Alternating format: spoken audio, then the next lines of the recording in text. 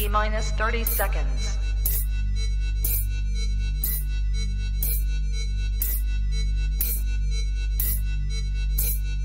T minus 20 seconds.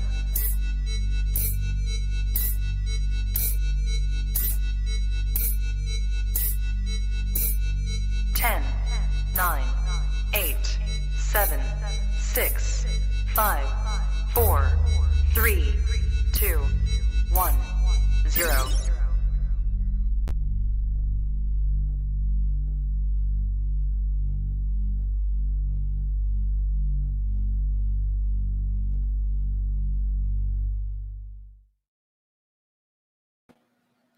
Coolest reptile podcast in the world. Welcome to Trap Talk Reptile Podcast, episode 443.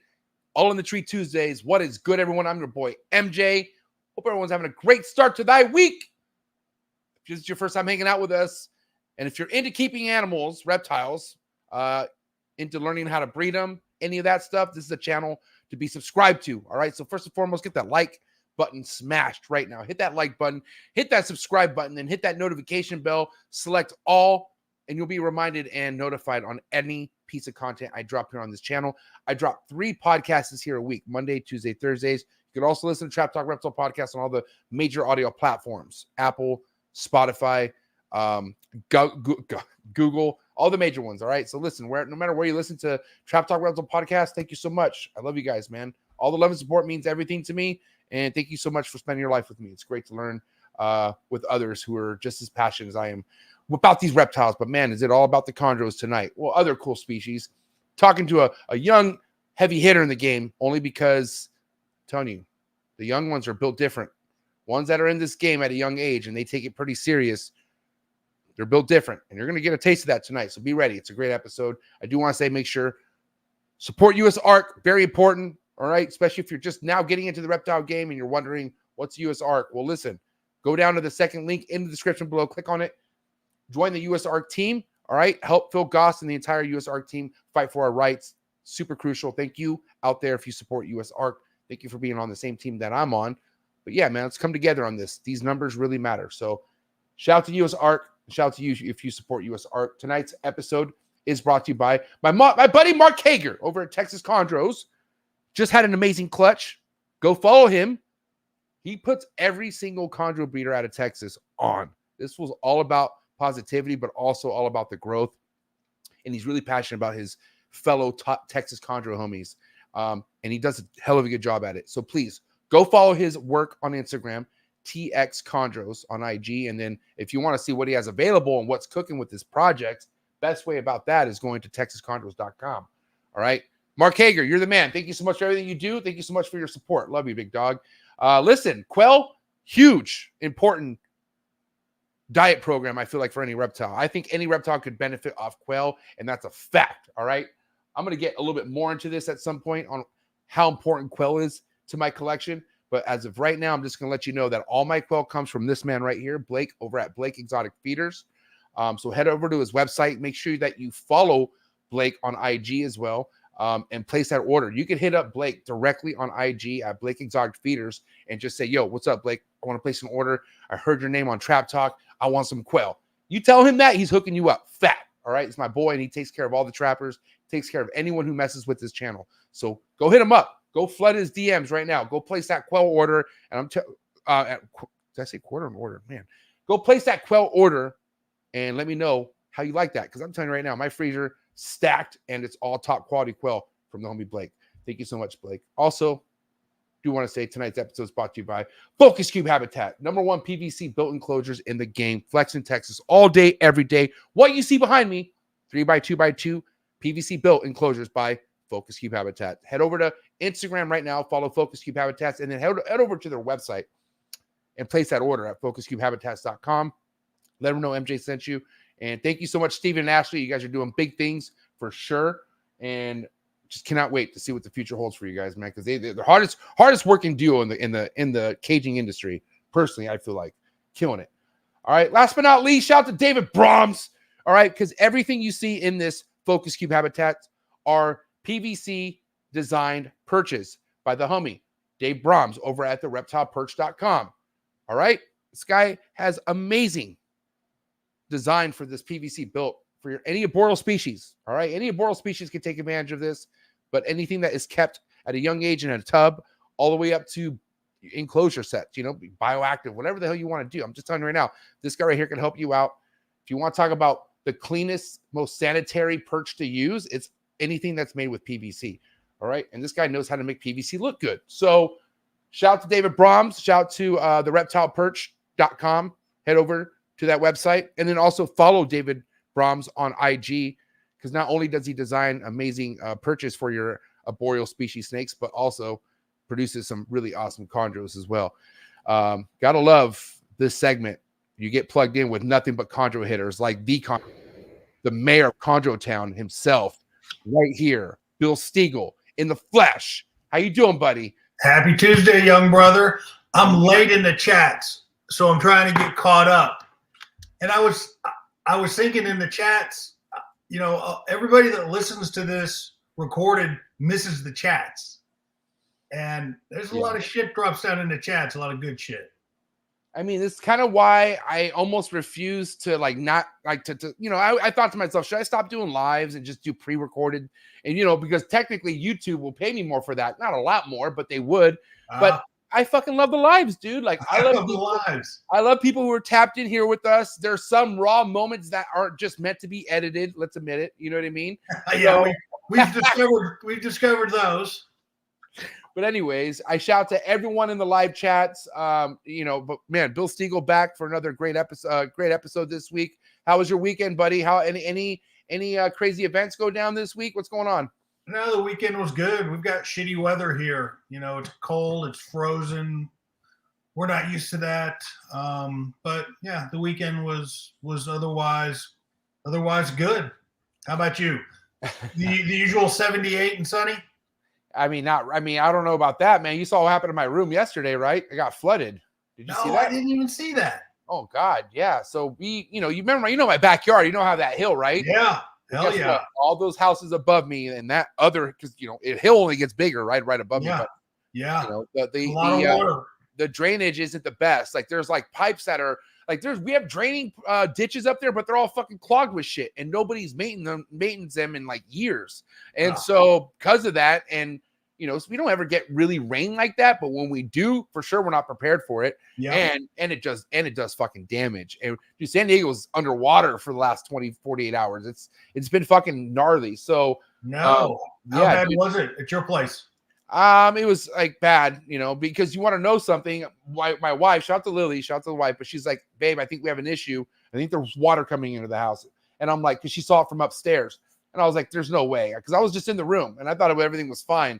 And so that room, Bill, that I have in the trap that leads to the backyard, you open it and it leads to the backyard. Yeah, to your little patio area. Right. So there was about a good foot of water built up against that door. And I had no clue. So I opened up the door. No way. Whoosh, yes. And so all that water, it was just fucking, I shut it right away. But I was like, holy shit. And so it got everywhere. It did get everywhere. And it was a pain in the ass. We had to move everything, wipe everything down. It could have been. You had to move cages? Everything. Yes. Everything. Oh. Yeah. It got into the incubator. There's like a puddle in the incubator. But luckily, like we acted right. Like it didn't have any time to sit. Like we were luckily I went outside and started shoveling like a motherfucker. And I was able to create these little canals to redirect the water and get the water away from the trap. And anyways, that's what I dealt with. all day. That was yesterday or today? I was all day yesterday, bro. Really? All day. Yeah. That shit went down from like 10:30 and I didn't stop till like 5. Yeah. And Lily helped me the whole time too. It was fucking crazy. Wow. And then you saw what happened to me this morning with the fucking oviduct fucking prolapse or whatever. That I did see. She's right here and she ate. So, I mean, let's see what fucking happens, but holy shit, like. She probably won't breed again, but hopefully she survives the loss of the oviduct. Honestly, the way she gave me those slugs and I saw how drained she was and how old she was, I was planning on retiring her jersey anyways. Like she's my bluest snake. So I'd rather just like keep her here. You know what I mean? Yeah. So she's good, hopefully, knock on wood, man. But hey, it's always funny. Somebody in this goddamn podcast each week has something eventful to talk about. It's true. Yeah. But I'm glad everything's chill literally on your side right now. Yeah. You know, full egg. You're full breeding though right now, right? The breeding's you're full on right now, right? Yeah, this is the middle of my season. I've already had a couple ovulations, but I still got a lot of girls going at it strong. So what, 8 girls or 7? How many you got going on right now? I've had 8 so far, pair, and I may go one more girl here in a month. That she went kind of late last year, but you know, locks don't mean eggs, and eggs don't mean neos. So yeah. You know, I mean, that's why it's like, I mean, locks, it's something, right? It's like you got these boxes that you check off, right? Yeah, but every start somewhere, right? But it's like, you know, there's just a time and place to know when shit's really gonna go down, and you know what that is, you know, that fucking when the ovulation happens, and then you can just I start to get excited at an ovulation, because if I see an ovulation and then I see slugs, I'm super depressed. But that doesn't happen very often. You know, yeah. I mean, once you get an ovulation, that's a pretty big hump to get over. I don't get super excited about locks, but when I see ovulations, now when I see females go off feed after locks, I get pretty excited. And about half my girls have already done that too. So, oh wow, so okay. We'll see. You know, it's just anything can happen. I always say a prayer to Rico and the chondro gods about this time of year. Well, at this point, bro, you know what the deal is. It's like, you know, when you have things in motion for so many seasons, I mean, you do what you can, but other than that, how much more can you do? It's fucking so much out of our control. Yep. You know, I do it exactly what you said. I do what I do, and the rest is up to them, and I take what they give me. It's like you have to have a good poker face to the fucking gods, because you got to act to them like you don't give a shit, but you know you really do. But you're like, learning. If they're listening, you're like, I don't give a fuck. You know what I mean? You're learning. You're learning, MJ. You ask Alex, I'm the most pessimistic chondro breeding person on the planet. Yeah, you know, like when I walked in and saw her with those eggs, that oviduct thing, like old MJ would have kind of like got like, I would have panicked, you know. But in my eyes, I was like, well, if this is what it is, and this is how she goes out. What can you do? Like, I mean, it's like, holy shit. And, you know, I just follow steps that I took from Sock, and God bless, there she is. But at this point, there's not, I mean, I do my best by all these animals, but they're animals.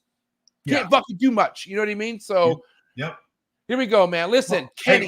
Before we get to our guest, a couple things I want to say. First of all, sure. I know you noticed before we came on, you noticed the shirt. Yeah, sick shirt. I like it. With this shirt, the Chondro Cast, I get to get a brand new shirt. I get to give them ChondroCast props, Justin Smith props, and Yellow Neos props all in one. So I wanted to bring up that, and you already brought up Mark Hager. He didn't have one clutch. He had 2 clutches this week. Was that 2? Oh, yeah. You know what? That was 2. He had 2. So he's on fire. He's starting out 2024 great. And then the last thing, friend of the show, John Irby, had one of the most epic green tree clutches that I can remember, and that just came down here in the last week. Incredible pairing. I don't know if you saw that on social media. I did, but I know he said it was a small clutch, like 6 eggs or something like that, right? No, it was more than that. He had more than that. I can't remember exactly the exact number, but it was more than 6. All right. So super excited about that. We're going to have him on in an upcoming episode. I can't remember when. Shut up, Bill. God damn it. Bill, stop it. Holy crap. Oops. God damn it. Oops. They don't know when then. I mean, though, that's for sure. You're right, MJ. Mike Johnson just said he had 7 good eggs. I thought it was more than that. No, yeah. All right, well, you know what? Let's get Kenny on before fucking Bill spills any more of my secrets. God damn it. But listen, I will say, Kenny, I'm super excited. Someone who works very close to Vin Russo, which Vin, he created quite the stir last episode. A lot of information he dropped on us, which was like, holy shit, and we have this kid Kenny that he's grooming right now. You know what I'm saying? Yeah. Vin presented himself as very unconventional, modern, unconventional, very old school. So let's see what Kenny has to say. I'm really curious. So let's see how this goes down. And again, guys, shout out to everyone in the live chats. If you think tonight's episode's worth any super chat, don't be shy. Drop that super chat. If you have a question or topic, that's when super chats are super important. We'll get that prioritized. All right. But let's go. You ready, Bill? I'm ready. I'm ready. All right. Do what you got to do to get your mind right. Do what you got to do. Stay hydrated. Episode 443. The man, Kenny of Island Morelia, coming at you right now. Let's go. Choo!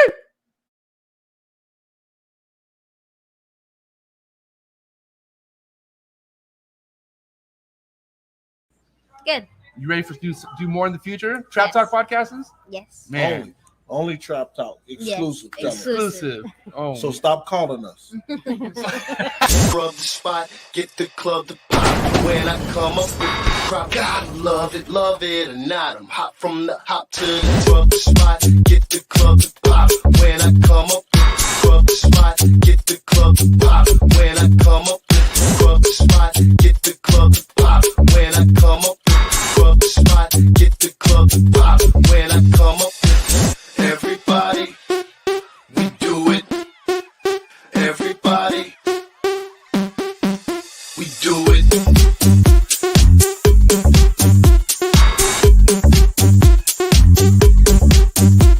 Do it.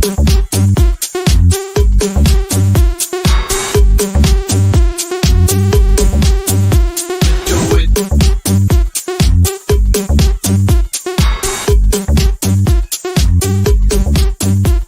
Do it.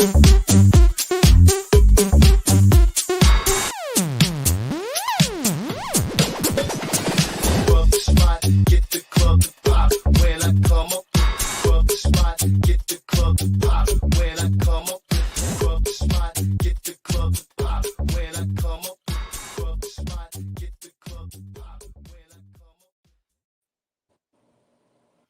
up. We're live, episode 443. Kenny, what's good, Kenny? How you- Morelia? Yep, I could hear you guys. How are you guys doing tonight? Good. How you doing, buddy? Hey, Kenny, what's up, man? Good to see you again. Good to see you. Last time I saw you was in Tinley. It was in Tinley. Gary introduced us, right? Yeah, I remember last. I think it was October. Yeah. Yeah. It was good to meet you. There, we talked a lot. I can't remember if MJ was with us or not when Gary introduced me to where you were vending or helping somebody vend, right? Yeah, I was with Vin at that show. I don't think MJ was at that one. I remember speaking with MJ at the prior one. Okay. Yeah. Oh, that's right. Yeah, Yeah, me and course. Kenny go way back. Yeah, way back. The good thing about talking to Kenny, like, I love the accent. Is that a New York accent or Jersey or what? Long Island. Long Island. Long Island. Yeah, I felt at any time during the conversation, he say, "I'm Bill. Okay, it's time to take you out and back and beat the living fuck out of you." Vince has an accent too, right? Like it's kind of like it's similar, but Kenny feels a lot more nicer when he talks. I don't know what it is, but I don't know. That's what Gary says too. Yeah. Hey, but Kenny, man, I gotta say, a lot of the OGs got mad respect on your name, buddy, all because you're a familiar face to these OGs. As far as you being a young kid, having your mom or dad, we could get to it. As far as your mom or dad driving you around, having you pick up some next level snakes that are just like right now gaining popularity, But Yeah. I mean, what was it, man? It's like, was this kind of just a thing from birth? Like you just loved reptiles? Did something come across you at a young age? I'm just curious. So I had an aunt that worked at a vet's office, so I was always around animals from a young age because I was always getting watched by her. And then eventually, about when I was like 5, I stopped into a pet store my mom brought me to. I ended up seeing a ball python eat a rat for the first time. Thought it was the coolest thing in the world. I was like, all right, this is the closest thing I can get to a dinosaur. Rat family for a good 2 years. Saved up whatever birthday money I had, and then I got my first ball python for like $50 at a local reptile store owned by Jimmy Gorman and some other guys. And it all kept going from there. How old were you then? 7 when I got my first snake. Okay, and then Gary shared a story today as far as you being 13 years old visiting his place, or what was the story behind that?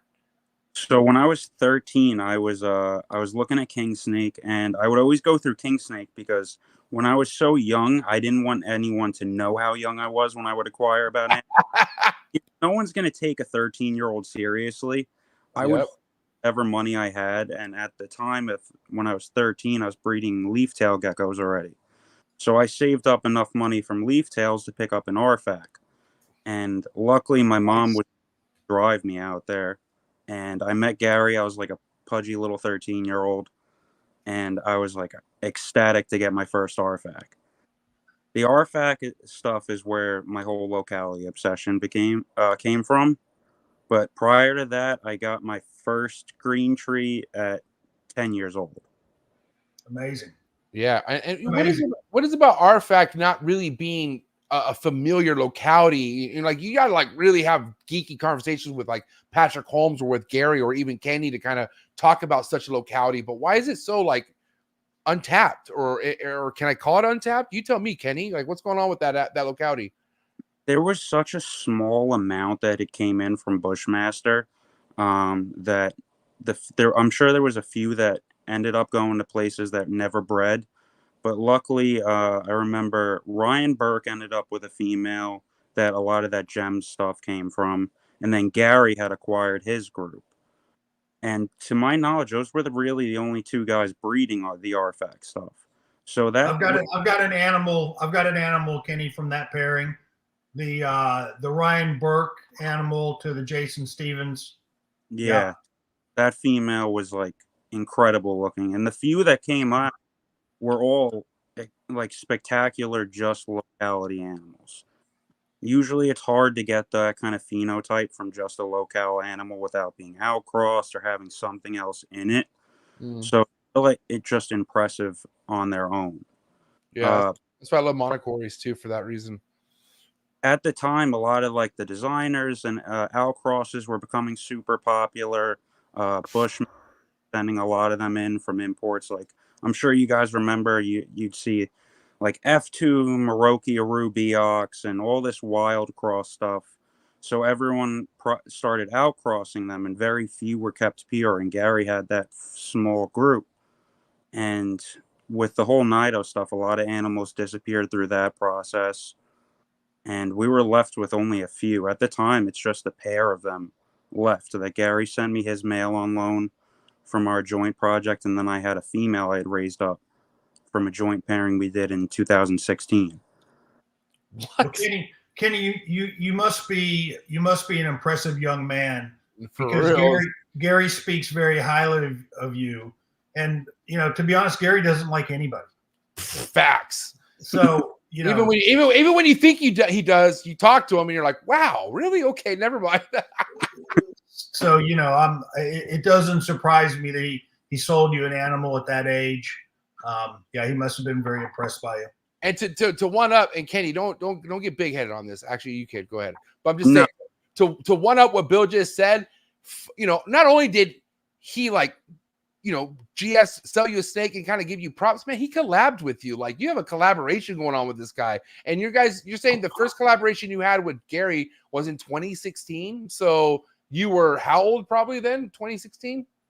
17. I had sent him my female, and he had done the pairing that I acquired my animal from.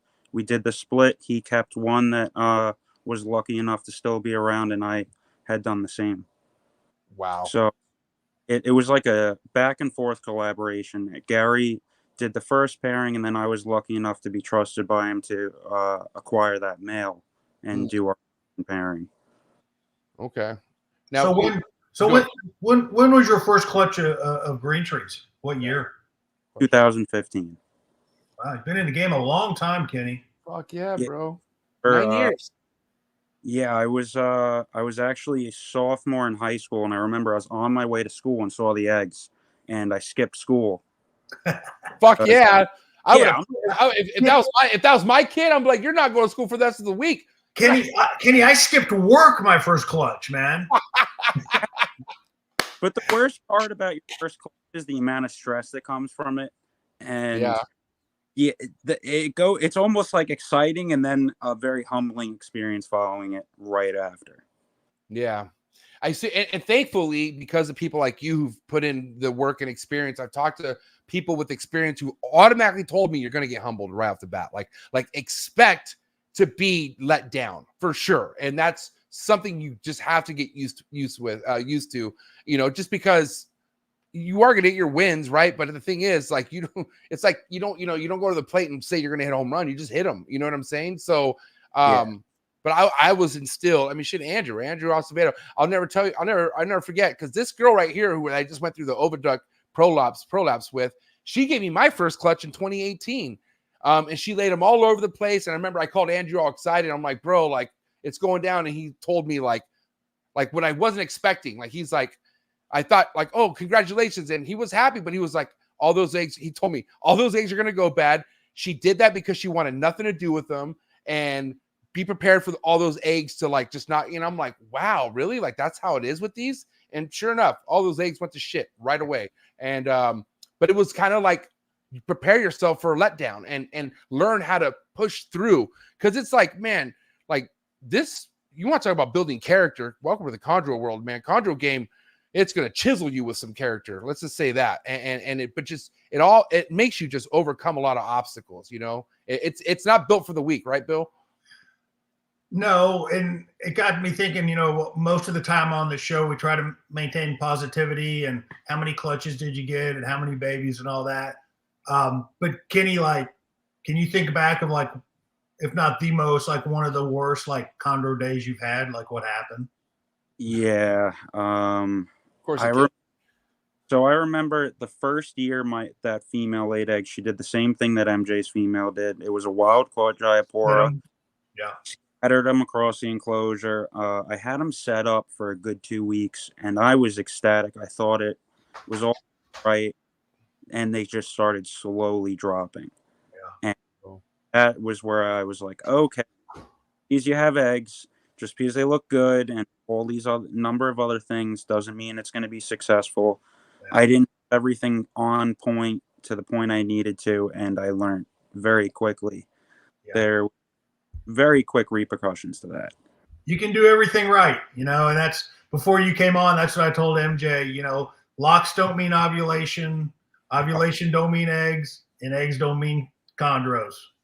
Yeah, I don't even say anything positive about it. I stopped posting pictures about it.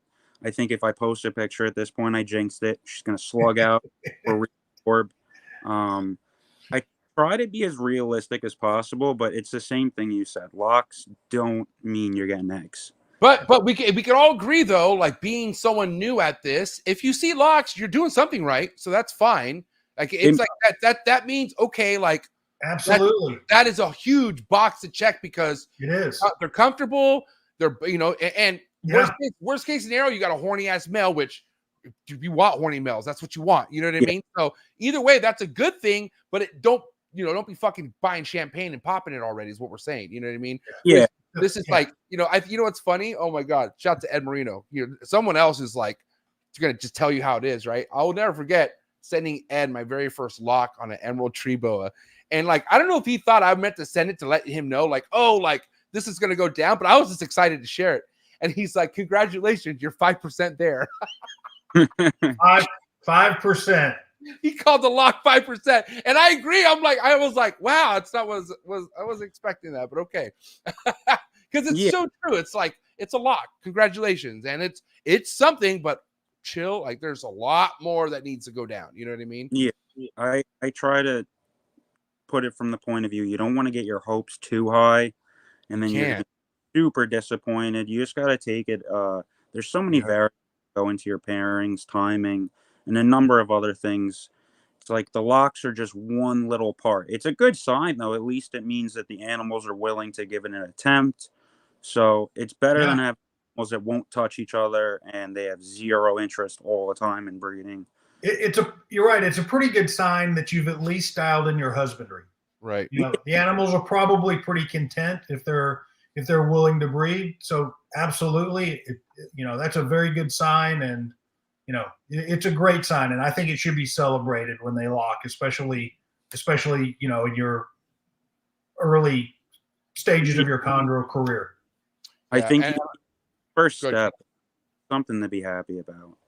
Absolutely. Yeah, especially if you're someone like me who's just dying for more opportunities. You know what I'm saying? I get locks get me a little fucking chubby going. I don't give a fuck. It's still great. You know what I'm saying? But like I said, there's this like, God, the road is so long ahead. You know what I'm saying? That's why it's a marathon, not a race. Like you can't gas yourself out, and you have to get more strategic as it progresses. As you see more signs, as you them going the distance, that's where more patients have to start kicking in, you know, because it's easy to get overly excited. And then, like Kenny says, you got to check yourself. You can't get ahead of yourself. That's for sure. Because those motherfuckers up there will check you. Like they'll see you getting so happy and be like, oh, was that a post that you just, you know, because of a tip?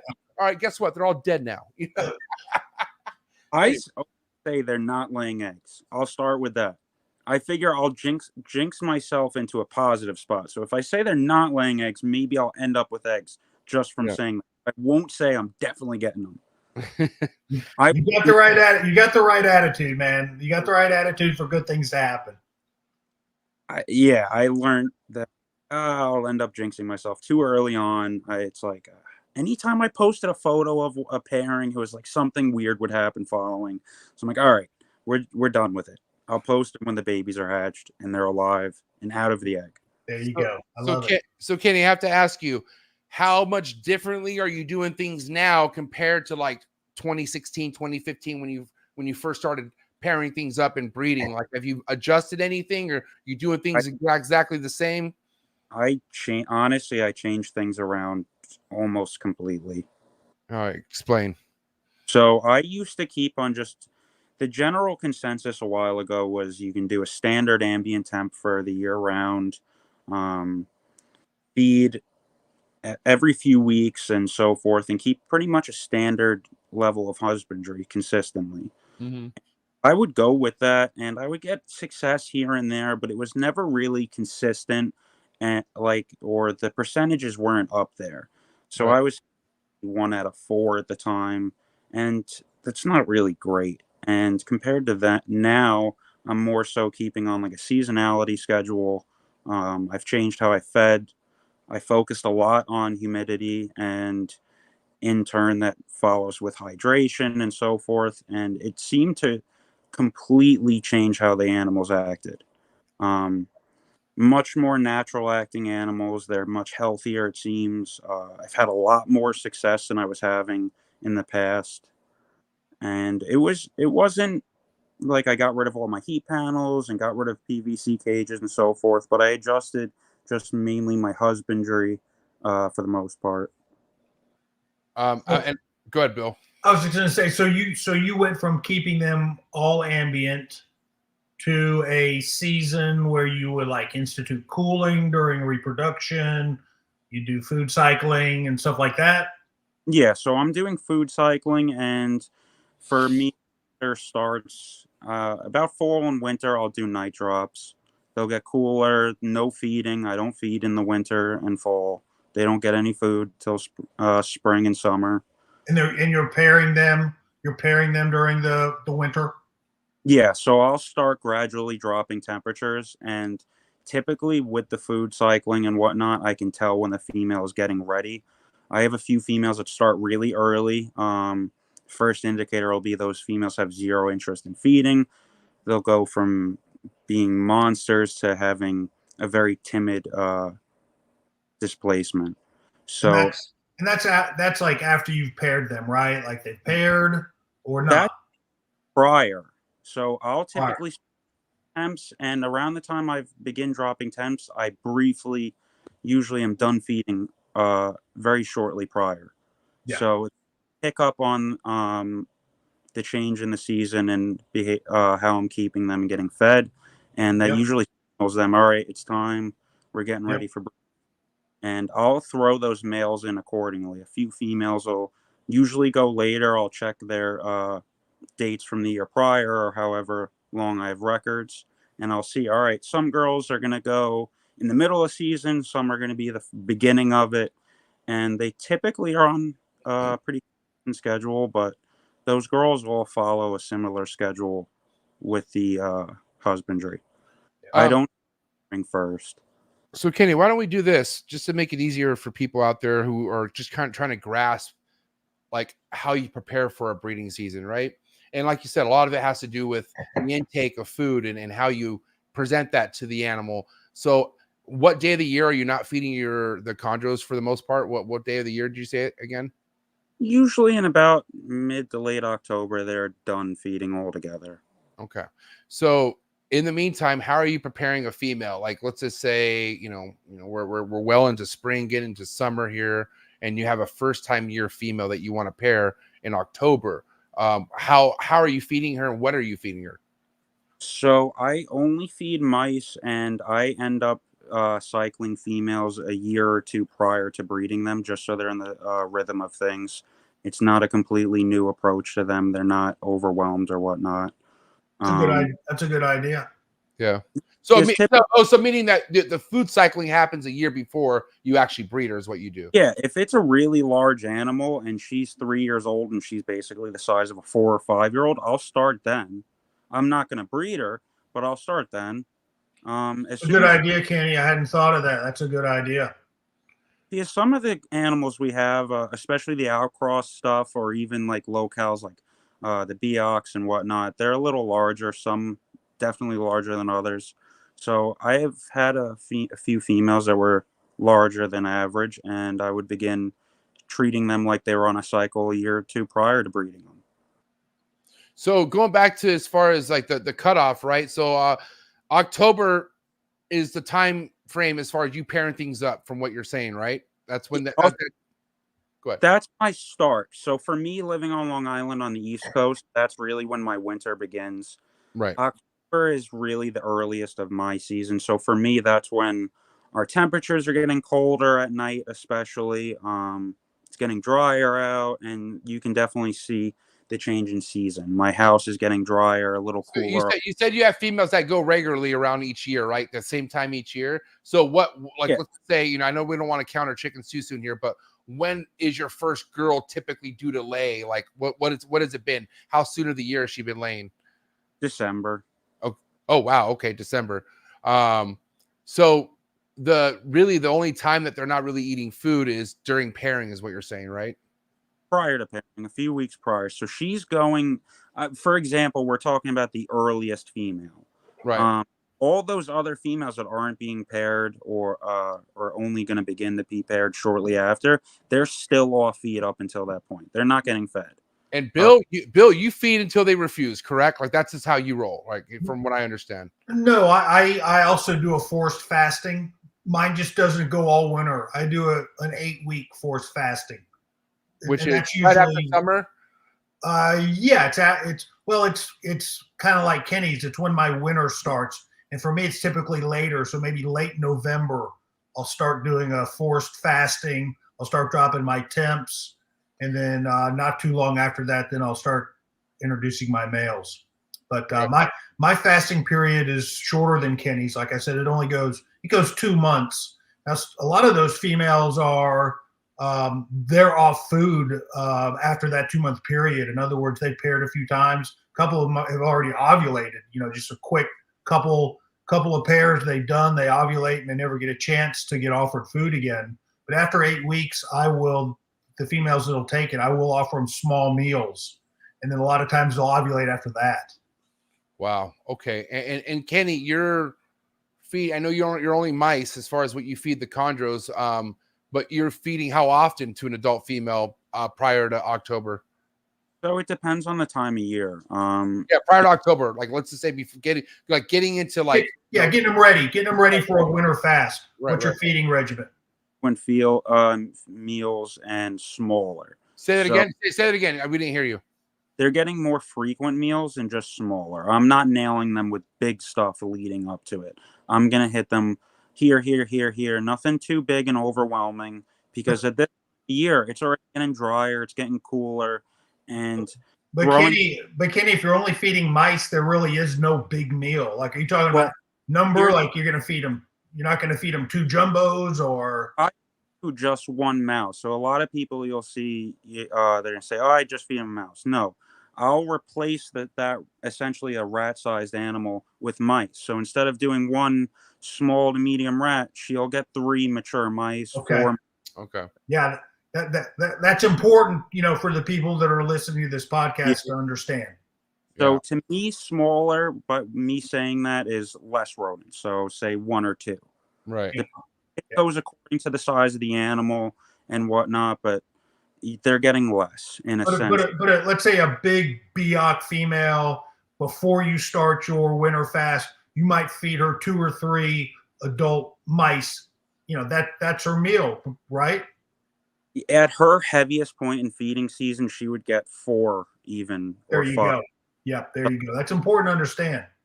So, for example, if we're talking, I have one Biak female here that produced my RFAC outcross clutch. She's massive, and that snake, when I acquired her, was fed medium to large rats up until I acquired her. Wow.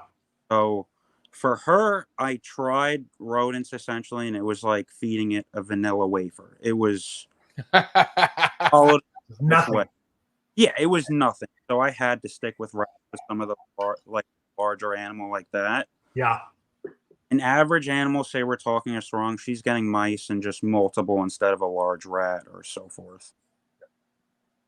Now, I mean, with everything as far as establishing goes, have you had quite a learning curve with learning how to establish your neonates, or like, let's kind of get into like some of the biggest things you've learned that help you kind of get that going? Because we already know that's another huge obstacle as far as, getting this stuff down. So let's talk about establishing your neonates.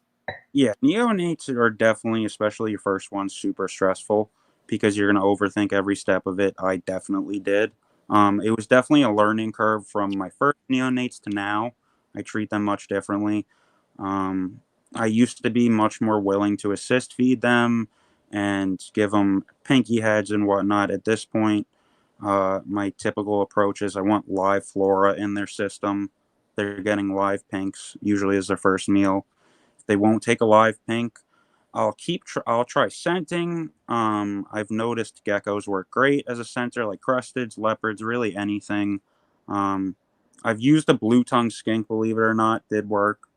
You could use a number of other animals to scent, but my last case resort, if the snake won't feed, I'll give it a crested gecko or a leopard gecko. Where do you have those? You have those just stored in the freezer, or what? Where do you keep those at? So I breed them at a certain time of year, so I have babies when I have baby chondros. Wow.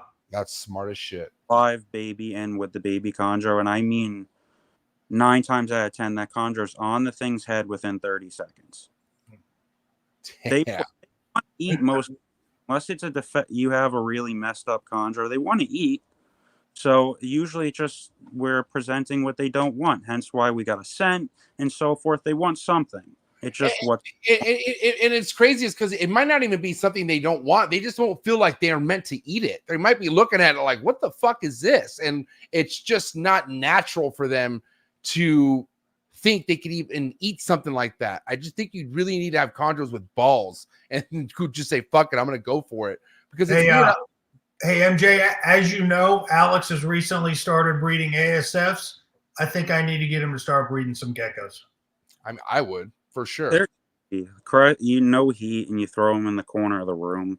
I mean, it makes your life a lot easier. And you know that you're not buying something that had parasites, like an anole or something. Yeah, outside. Just get it for outside. Yeah.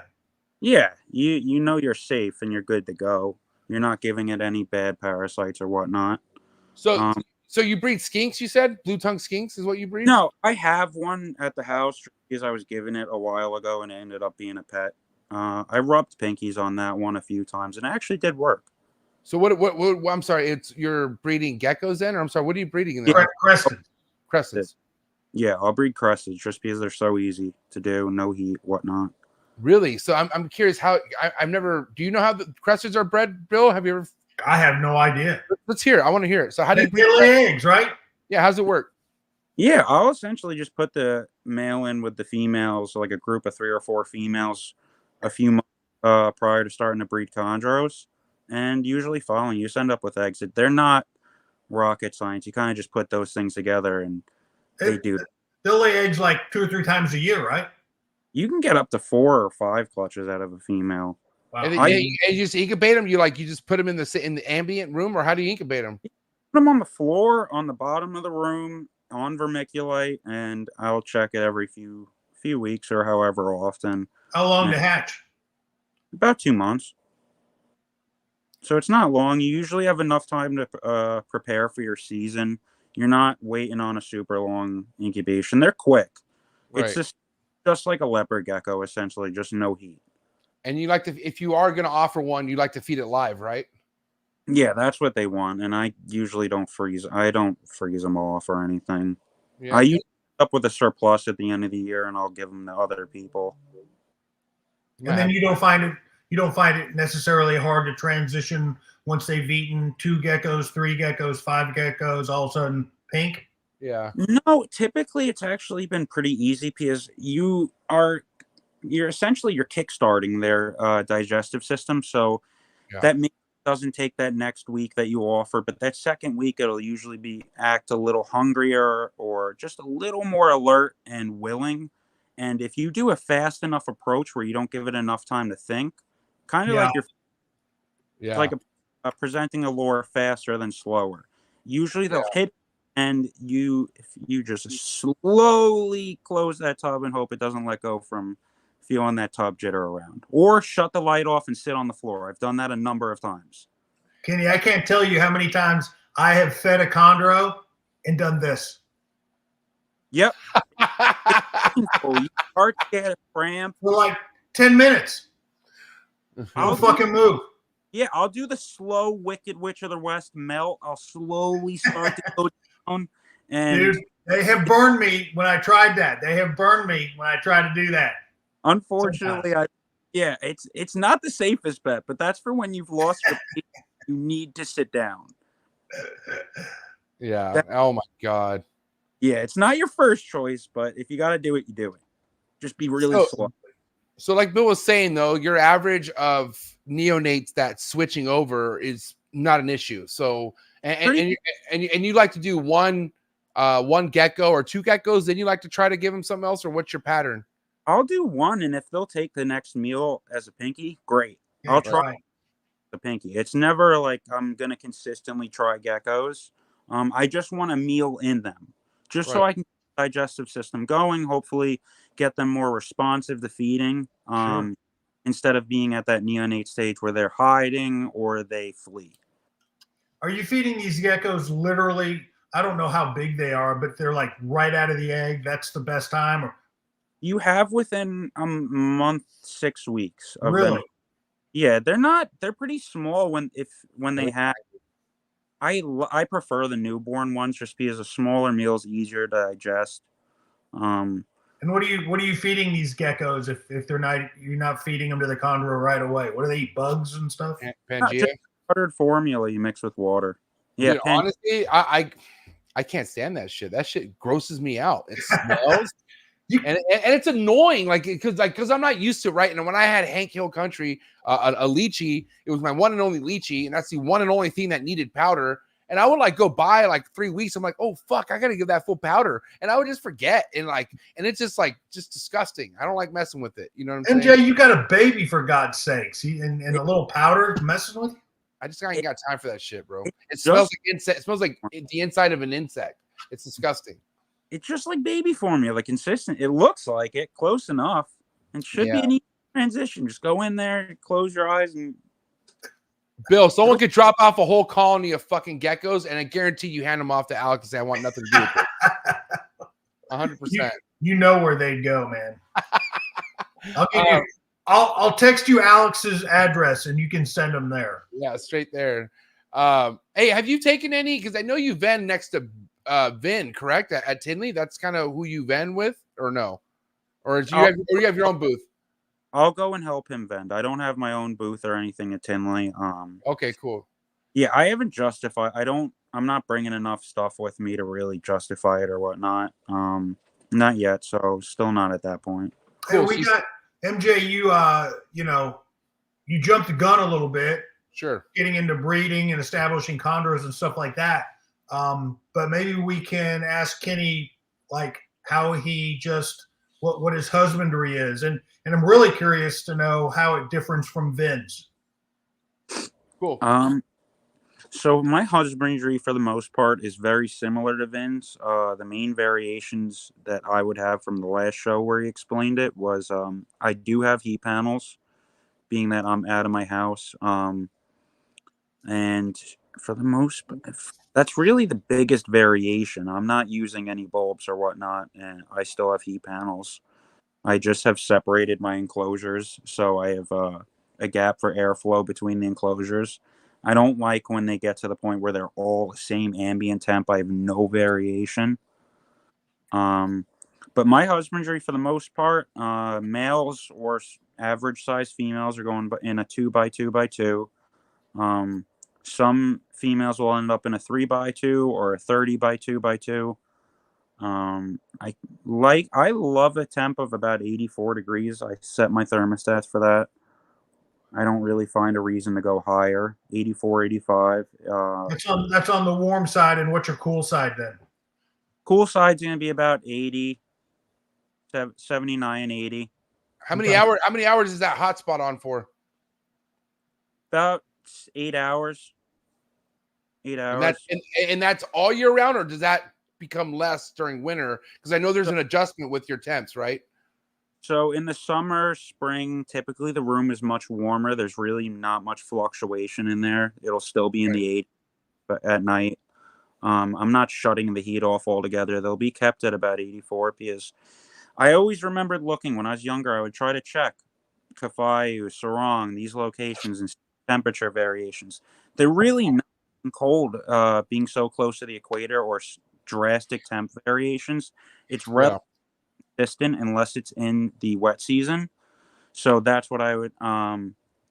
I only really provide the cooler temps in the winter when I naturally have the room cooling down, but it's still only to the adults. I'm not cooling younger animals or babies for the most. What did you adjust with your humidity? So humidity, I used to go by the thing. No one sprayed. We would just put water bowl in the enclosure, maybe a plant. You spray here, wet the paper towels or whatnot, and you're good until they're in shed or so forth. I keep very humid now. My chondros don't really go below 80%. Whoa! So how do you do that? I have I use dog wee pads. I get off Amazon. I'll spray those and the walls. I use pothos plants as well. Those are actually great at providing humidity in the enclosure. I always keep those watered, and for the most part, I don't have a lot of difficulty. Another thing is, though, I'm sure the rest, like you all know, when your room starts getting colder, your heat panels kick on faster. They start drying out the enclosures faster. So in the summer and spring, it's super easy to have a consistent 80, 90%. As the house starts to dry out, not being in a specific facility, I will spray the wee pads more, walls of the enclosure, so forth. MJ, we've got another one on Team Sprayer. I love it. I'm a huge dude. But like honestly, you hearing it from you reminds me, like, is that like telling me to step my spraying game up just a little bit? Because unlike you, bro, and you know, I mean, it's pretty humid during summertime for you, right, Bill? Like you have no problem with humidity during summertime. No, it's not. Right? It's not. Right. It's not. It's very dry in my room 24/7. Oh, that's right. Okay. And see, for where I'm at, bro, I'm like Bill. My shit, you know, even summertime, it dries out fucking gnarly where I'm at. I'm dry all the time. So I shout out to John Irby who dropped the recommendation on the air care humidifier, which was because I was using these machines to humidify my room, but it was putting out this white fucking powder shit, and I hated it. And so I guess this air care purifier, or it's like a purifier humidifier. So like it doesn't put out any kind of like particles or whatever off the water that it may have. It like kind of. Well, MJ, John's going to be on an upcoming episode, so we can talk to him about it then. In case you didn't know. No, you know, there's podcasting fines under your contract, and you're asking for it, buddy. That's two. You're gangster. This is like giving a football away in the NFL, not giving a fuck. Like here, take another $1,200 football. All right, no, okay, so, but no, seriously though, like, okay, you could go about it by humidifying a room, but unless you're in a facility, it's probably going to become very difficult. You'll end up with mold on your walls and a number of other things.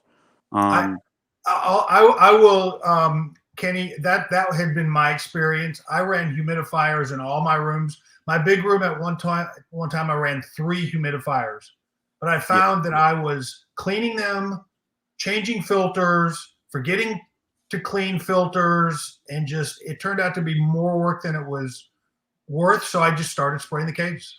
Yeah, I do both. I think a lot of people got the impression, oh, the chondros hate being sprayed and they freak out. But most of the time, my assumption is they're grabbing water cold out of the faucet and they're spraying this chondro with 60-something degree water. I leave my in the reptile room. It's in the ambient temperature. Yep. I'll just spray just like that. But most of especially in spring and summer, I'm not typically having to spray much. Just being on the East Coast, I have a higher humidity on average. Yeah. So battling it like you guys are in California or Texas. So it makes it a little easier on me, but I'm doing the same thing you guys are come fall and winter, where I'm providing for. I'm not scared to spray my chondros, but I don't spray them all. And meaning, like, if I see one going into shed, that's one I'm going to drench the shit out of, and not consistently, but as needed, right? And the other ones, I'm just more concerned about keeping their area humidified where they're exactly at. And, you know, if they happen to get sprayed on while I'm spraying the walls, that's fine. But like, I try to avoid spraying them directly every single time, unless I kind of really need to. But I mean, one thing I want to say, a little spray hack that I have down that I figured out, and I think other people do this too, but you know, I do know that I don't want to give cold fucking water to them for sure. Just in case I do spray them, I don't want it to be cold. So what I do is I have like a 5-gallon HDX, whatever thing from Home Depot. That's like a sprayer. And I fill that bad boy up with the hot water and I like kind of let the chill there for like maybe a couple seconds. But then I literally fucking spray that thing with hot water, and I just don't spray the animal directly. Mind you, I do not spray the animal directly, but that hot water that comes out, that's, by the time it's spraying out, it's not directing out. That kind of creates like a good little bit of like a real humid. I spray the shit out of the substrate with that, like the warm water, because that shit all goes to the top. You know what I'm saying? You'll see it on the front of the PVC cages. It starts like steaming up quick. Yeah, that water starts evaporating. I do find I'm not purposely spraying them. If they get sprayed, they get sprayed. I don't aim to spray them. Yeah, I'm the same way. Exactly. I'm just aiming to raise the moisture levels, because chondros are a lot like emeralds too, where you can visually see when they're dehydrated, they don't look right. Their scales don't. Oh yeah. They don't look shiny. They look pale, and it's just a look. If you've seen enough chondros, you can tell. And the only time your chondro should look like shit is after it laid eggs. Other than that, your chondro should be perched like a fucking batch of bananas, and it should be looking perfect. That's what I've experienced. When you start seeing tail hanging and all these things, it's that chondro's too dry. But the problem was, if you're keeping the enclosures too dry, that's going to subsequently dry them out. Those animals absorb a lot of moisture from their ambient humidity. Yeah, facts. Example, if I remember working at a reptile store, and at reptile stores, they're prone to experiencing mite outbreaks. Right. So I would always be super paranoid when I started there about 12, 13, and went on to 16 and older. I would change my clothes outside and do all the precautions to avoid bringing mites home. And I remember seeing a little black speck on one of my favorite chondros. I freaked out being so young. I was like, oh, I have mites. Time to break out a nuke. Put them all in the freezer. bomb the room, man.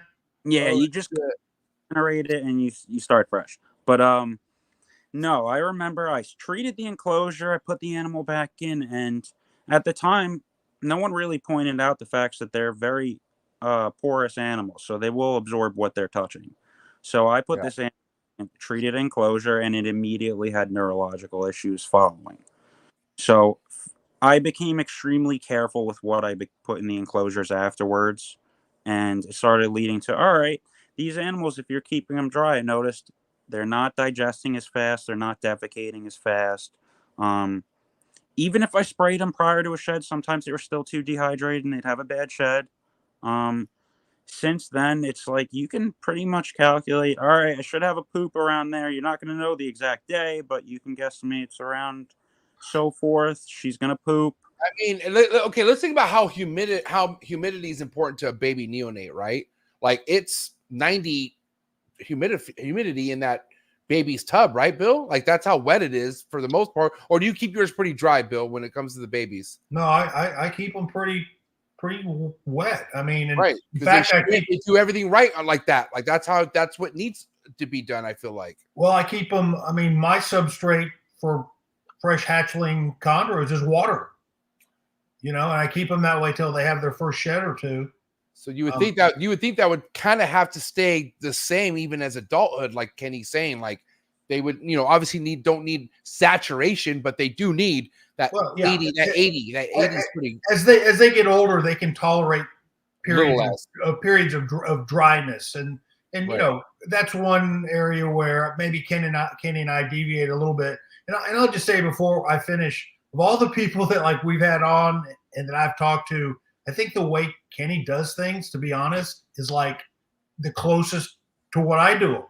It's other than the mice, the right way, but just listening to what he says, like how he cycles, how he breeds, how he keeps animals, it's really pretty much how I do it. So, but anyway, I do think dry periods in adults is not harmful, and in fact, it may be good for them to be dry part of the time, not wet 24/7. Right, just as a reminder to know what time of the year it is. Yeah, so let me clarify. I'm not keeping them in summertime humidity in the winter. I go through a period where they do get drier, just not completely bone dry. Yeah, for days at a time, right? Yeah, right. Yeah. I just make sure the humidity is at a certain level where I find it adequate, where they're not drying out and getting dehydrated. But I think of it like this. A little neonate is so small and delicate. It really is so easy to be thrown off and have dehydration or prolapse issues. An adult chondro essentially has the same body system. It's just a little more durable. It's got more reserve. Yeah, you have more water storage. It just can handle more. Yeah. So I find... But I try to keep it at the point where I have them at the point where they're not enduring any of that, and they're as close to what I would find natural to be. Now, I mean, my last thing about the humidity, as far as the adults go, are you saying that based off your experience, like these bowel movements, like they became noticeably like more frequent as soon as this? Okay. And I will say, Bill, no names need to be dropped because this motherfucker ain't here yet, but we do know people who've dealt with some crazy prolapses, and then we've also had people that we know that have snakes that don't shit for a very, very long time. Yeah. That has to be like, I don't know. I don't know. And I'm not saying no one has issues with their humidity, but something like that I would want to look into and see, is this snake getting the proper humidity and the enough humidity when it needs it? I don't know. I would just, because that's not normal, right? For a snake to not shit, you would say. Yeah, I think, you can't just pin it on humidity. Sometimes these animals, sedentary, their total lack of activity, but the cure for an animal that won't shit is you get it out and you handle it and you give it some activity and then you soak it overnight. And I can almost guarantee you by the next day, it's going to have shit. Yeah, that's good. That's emeralds. That's what you do with emeralds. So yeah, that's true. But here's how I also look at it. Emeralds and chondros are kept very, very similar to one another. Almost exactly the same. Yeah. My logic is most of us don't keep either of them moist enough. So then that's why you see the emeralds, everyone thinks you got to throw them in a rain chamber or so forth. No, that's an animal that's even more delicate, in my opinion, than a chondro to moisture. I agree. Dude, Kenny's killing it right now. So we keep them the same, but us keeping them dry, you're just noticing it. Chondros can handle more abuse than the emeralds can. So that's why you're seeing emeralds don't poop. A lot of the time you always see that's a complaint, or they prolapse and a number of things. I'm not saying that's 100 every time the case. It comes to, like Bill said, if they're too sedentary and they have too much in them, they got to move around. But that also comes to your prey items. If you're nailing a average size chondro with a giant meal and it's never moving, it's going to become hard to digest and get work out. That's going to be sitting there longer. That's also why I do mice. You got to think a rat is much denser than a mouse is on average, unless you're feeding fatty old mice. So they're easier to work through than the rat would be. It's going to take less time to work through that thicker density. I agree. Kenny, what about ASFs? Any experience with those? The baby ASFs work for chondros. What about feeding them to your adults? They're fat. I think they're a little too fatty to do. They're too fatty. Yeah, they're very. You gotta think. Well, at least I look at it from in the wild. They're eating rodents that aren't typically high in fat. They're eating nuts, fruits, so forth. So these aren't really fatty rodents like we'll have. They're on a basic diet. Or they're eating lizards a lot of the time. And if they do get birds, those are also extremely lean. None of these items have high fat in them. So I think when you start feeding that to them, it also becomes a little harder to digest. Just like us, if we have food in our stomachs too long, it'll sit and become fat. You have that, and in the chondro, you end up with typically on average a little fatter of a snake. Now, when you breed them, it's beautiful because that girl isn't going to look as crappy come egg laying. She's going to look a lot nicer to look at. You're not going to be as stressed out.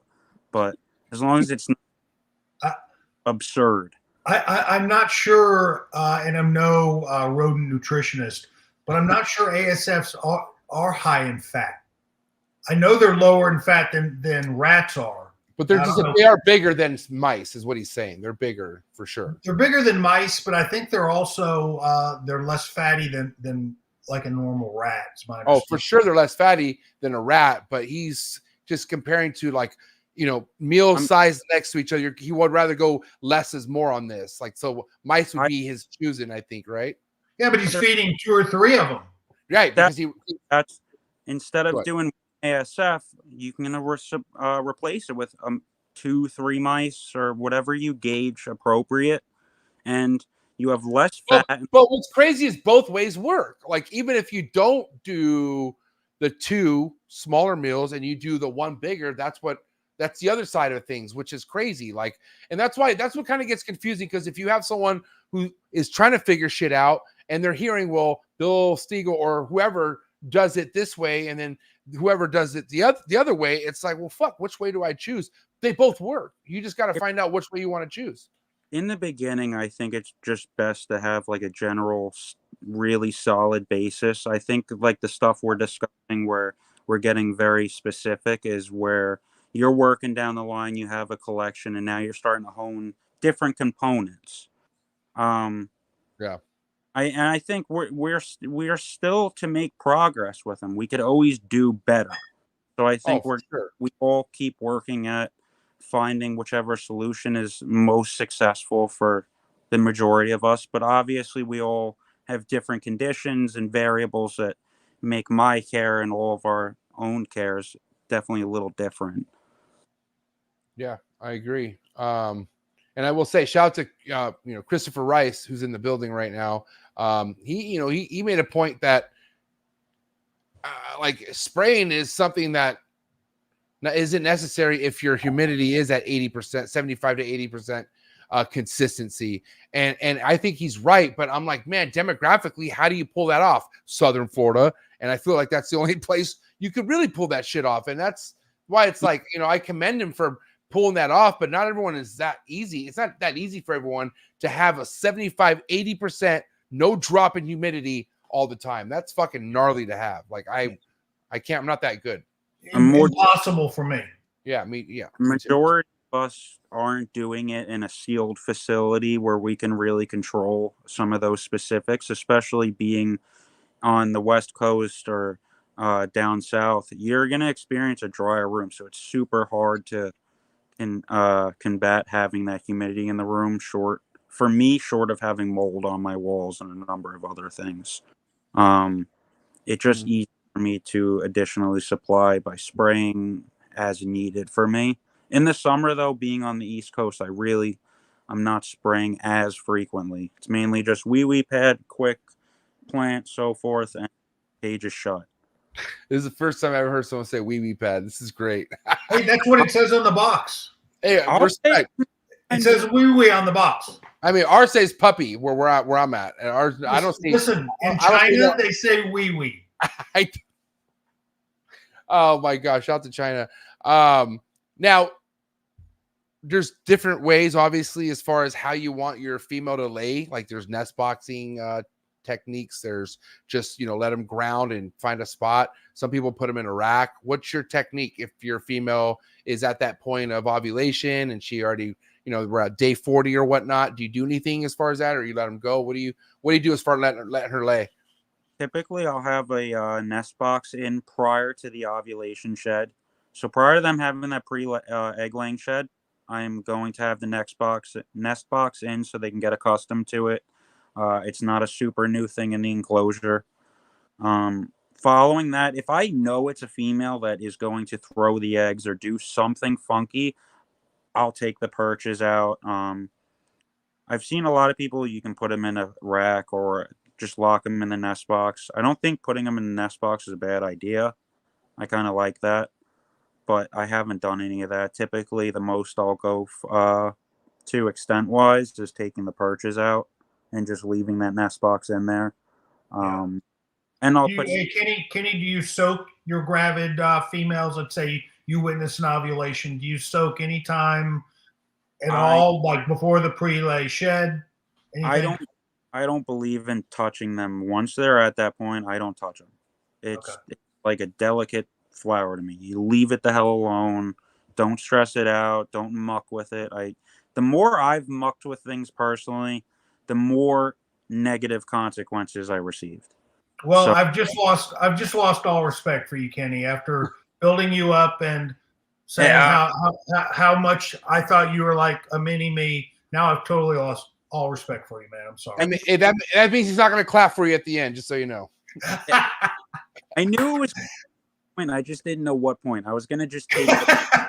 I told Gary I was going to take it easy on you, but listen, man, you have just, that's it. You crossed the line. I'm sorry. Ah, man. Sounds like the last time I went to church and spoke to my priest. God. Father Bill. I love it. Well, I'll tell you this. Gary doesn't soak his gravid females either. Well, my logic is I don't really need to supplement that additional hydration if she's already in good condition. It's why do I do anything more if she's solid as is? And allow me to retort. I would say that after they ovulate, they're so drawn to that heat that they oftentimes will not leave the heat to hydrate themselves. That's my logic. Yeah, I've seen that pretty frequently, where the females they pick a spot in that enclosure to regulate that development, and it's very seldom you'll see them go for the water bowl. Yeah, but I have still getting heat in the day, so I'll bump that moisture level up. I will spray them. And I just try to make sure they're as hydrated as possible at that point. That's part of where the hydration in the winter comes from. I'm not really keeping them wet 24/7, but when they're looking for their heat, I will provide them with moisture so it's not too cold and wet and so forth. They can still appropriately adjust. All right, we're gonna move forward to the next chapter of tonight's episode. Got those eggs finally, and you're going to put them in the incubator. Now we're going to talk about what you do once they're inside the incubator. What are your preferred temps? Are there any drops at a certain point? Air holes in your egg box? No egg? That's just all the details. Let's talk about it. All right, cool. So I put eggs on vermiculite, or I will put them in a container with light diffuser, little egg crate shaped stuff. Right. And that right on the wet vermiculite. I used to do this with Europlatus. Put them on a directly dry source, and then the rest is very moist around it so they don't dry out. Temps in 86, like 86.5. What do you say? Okay, now when you say is there a little bit of fluctuation that you've noticed, or let's? No. I try to keep it very consistent, a steady cook, mid 86. Okay. I don't like to go a little warmer. I always started when I started breeding some other stuff I had learned earlier on. The colder I did them, the longer they'd sit in there, the bigger they'd come out, the healthier they would seem. They wouldn't be as depleted and difficult to feed. So they're coming out. They're coming out around what day for you then? About 53. which is that the average. I mean, the average is like what 49 to 52, right, Bill? 50 to 52, say would be average. And you're saying that the coolers is just kind of more, you're more friendlier towards the cooler side of cooking things, and that's just staying within 86 to 86 and a half is what you're saying, right? About 80. I set it for 86 and a half, so it sits right there. I think between 86 to 87 would be fine as well. I don't think it'll become that drastic. I wouldn't set it that close to 86. I would keep it in the middle or closer to 87. But and you said air holes or no air holes? I'm sorry, Kenny. I know that's going to cause conflict. I didn't hear that. Say that again. Air holes. Okay. Not large though. Not large. I'm not throwing a gaping canyon in there. I'm not littering it with bullet holes. I'm doing a few little air holes and that's it. If it looks like it's too dry in there, plug them up with Scotch tape or whatever. Yeah.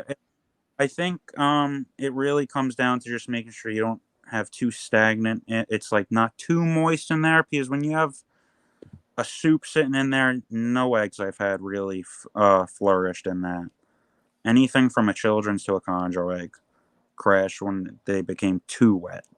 Remind us, Bill, your egg box, no holes, or remind me, or is it day 40 that you removed the air? Remind me. Well, our incubation, our boxes are different because I don't put them directly on vermiculite. I have them suspended over water. So I would agree with Kenny 100%. If I was doing it his way, I'd have ventilation, throughout the entire process.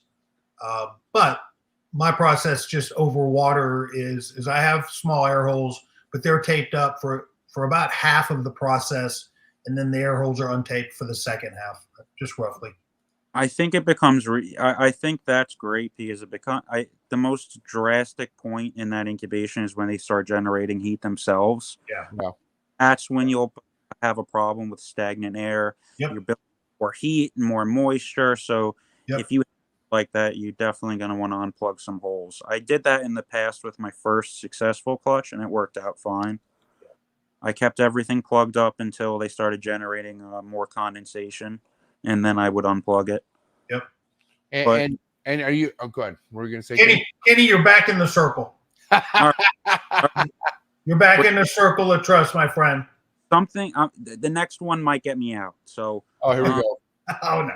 Preferred. If I have the option, I will always choose maternal over artificial. Whoa, let's get to that. Here we go. Hey, get him out of the circle. Get him out of the circle, bro. I know I'm back out of the circle. We're out. But we'll work. You wanted to be out. Look at this guy. He's no, thrilled. No. He's but thrilled. That was my next point following, regardless. Let's get to that. Let's go, Ken Dog. Let's talk about it. I wish we kept me kicked out because now I'm back out and it's more emotions on me. It's gonna be tough to get back in. I'm just gonna lay that out. And he just said he's team maternal. Let's hear it. So any of the offspring I've had and the incubation process I had with maternal they were better. They hatched on the 49th day.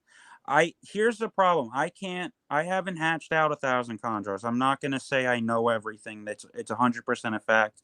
It's just what I've experienced. I liked the babies better from maternal than I had artificial. One nice thing is if you're new to it, there's less for you to screw up.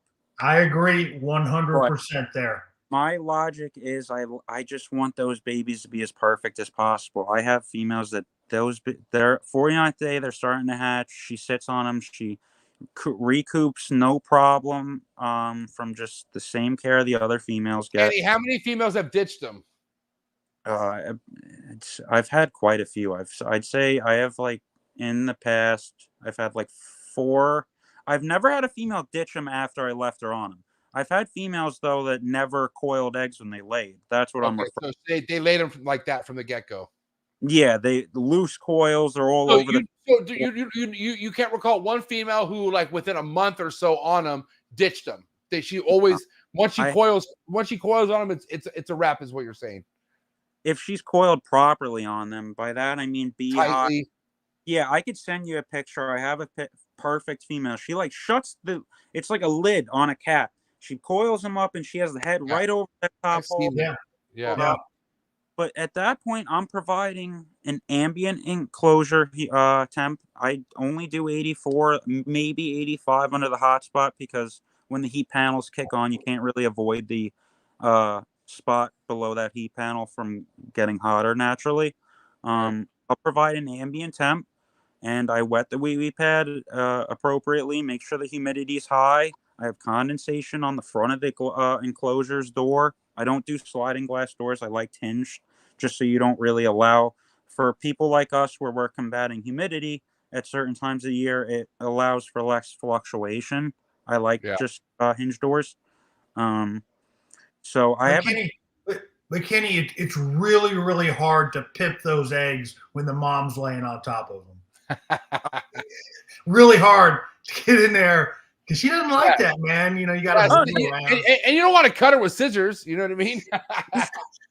You shouldn't be breeding chondros if you're that scared of them. You just got to do what you got to do. You got to put your big gloves on and then hold the little scissors, and it's complex. Yeah, you put your big tighty whities on, you get prepared, and you get ready. But yeah, it's not fun. I have a video of one trying to kill me for it. Oh, I bet. I saw the maroon baby. I'm like, oh, come here. I gotta. And she almost gets my face. I'm still ecstatic, smiling. It's not hilarious. But No, I have to ask you. I do have to ask you though, as these babies are coming out of the egg, you know, you're just taking them one by one and instantly putting them in their own tub, or do you put them all together and let them have their first shed together? How do you do that? I'll wait until they're all out of the egg. So I'll wait an extra day. Once I know they're starting to hatch, I'll leave her with them for another day, just so everyone's out. And they got places to perch and stuff. Like you got little mini things everywhere. Or what do they do when they come out? Yeah, they're usually sitting with the female. Just sitting there. Come out. I have a pop. Crazy. They would, if they get out of to that point, they'll go sit on the plant or in a corner. But you don't spray it? Are you spraying them then? Because I feel like they're gonna need humidity right then and there. My enclosure's humid already. The enclosure's 90% or so, 88 to 95%. So you're spraying the inside. You're making sure that's good and that's all taken care of, right? If it's too dry, then I'll adjust and I'll spray. If I don't need to spray, I won't. But luckily, being on the East Coast, it's not as difficult as it is for you guys. And Kenny, any eggs that the female kicks out, you'll take those and then you'll artificially incubate those and give them a chance. If I see eggs are kicked out, I'll take those. I'm not gonna try to pick her back up and shove them back in. The less I muck with her, the better. I really had too much bad luck with that. Luckily, most of the time when I found eggs that were kicked out, they were bad eggs. I see. But one thing that is very common, I always see when I say I do maternal when I have the option is, well, what if there's bad eggs in there and this and that? It doesn't do anything. Most of the bad eggs I've ever had in there were actually like rocks come the end of incubation, touching good eggs, and they hatch no problem. Yeah, it shouldn't affect the other eggs at all. Yeah, it shouldn't. No. And one thing I do is I make sure that nest box that she's in, just to clarify, is in a steady location. It's not right above a heat source. It's always going to be kicking on and off, so she fluctuates as much. I try to keep her as steady as possible, but I don't keep them at like I've seen some people will worry, and do I have to keep them at 87 or incubation temps? And no, they'll adjust. Just like many of the other species, you'll see they can go down to 70 something degrees, so even lower, and still brood perfect enough. That's why you'll see them shiver. You know, they'll shiver to generate that heat. It's the coolest thing to see. Yeah, I bet. But once they're in that box, I fight my urges to look at them. I just keep that cage shut. Now, go ahead, Kenny. What were you gonna say? No, I was just gonna say it's just nice because it's like a perfect clock. You know what you're getting with that. You have to see what the results are following. So for sure, on the record, you're saying your first go-to once the female lays, it's just leaving her be. That's what Kenny does all the time. If on them properly, yes. I think it'll become problematic though with some of the animals I know I've had locale animals do it, so it's not just designer stuff. I've seen a lot of people complain that the females will loosely brood them and so forth. Maybe that could be from not just being one specific thing. But I think if she, regardless of locale or designer, if she's sitting on them like a perfect mother, I would give it the shot. Well, Kenny, I'll just say that you described it very well. Almost all the time when I take eggs from a female designer, every single one of them is designer. She's very tightly. In fact, she's so tight around those eggs, you're not sure she's on eggs yet. Yeah. Because you can't see them. You have to give a little head. So Yeah. I agree. They make that tight beehive, and it's really cool to see. Yeah, I love them all. Just certain tendencies I always try to look at. But I mean, a ton of people we've all seen photos on the forum. They have females on, just like you said, you don't even know what's in there yet. Yeah. And pull them off. I'm like, just leave the damn thing with them. You'll have them in 49 days. They're going to be healthier. They absorb their yolk at the appropriate rate. That's why she can adjust it so perfectly. You have a guaranteed 49th day. When we do it, it's like, what'd you get? 50. What'd you get? 52. It's not perfect. We're not doing it horribly, but it's not perfect. I think I'd rather get as close to perfect, which they can do, as possible. Yeah, now I got to ask you. Oh shit. Nope. Went south. Happens at least once every episode. What are we gonna say, Bill? It's following your lead, MJ. Fucker. God damn it. You're always following my lead. Okay. God, hold on. God damn it. What were we just talking about right now? We're talking about maternal incubation. Oh, yes. Okay. So again, something that we've all seen Christopher Rice do, Spirit Snake on Instagram. He's hand-fed a gravid female water to drink, and they drink quite a bit of water, I've noticed, right?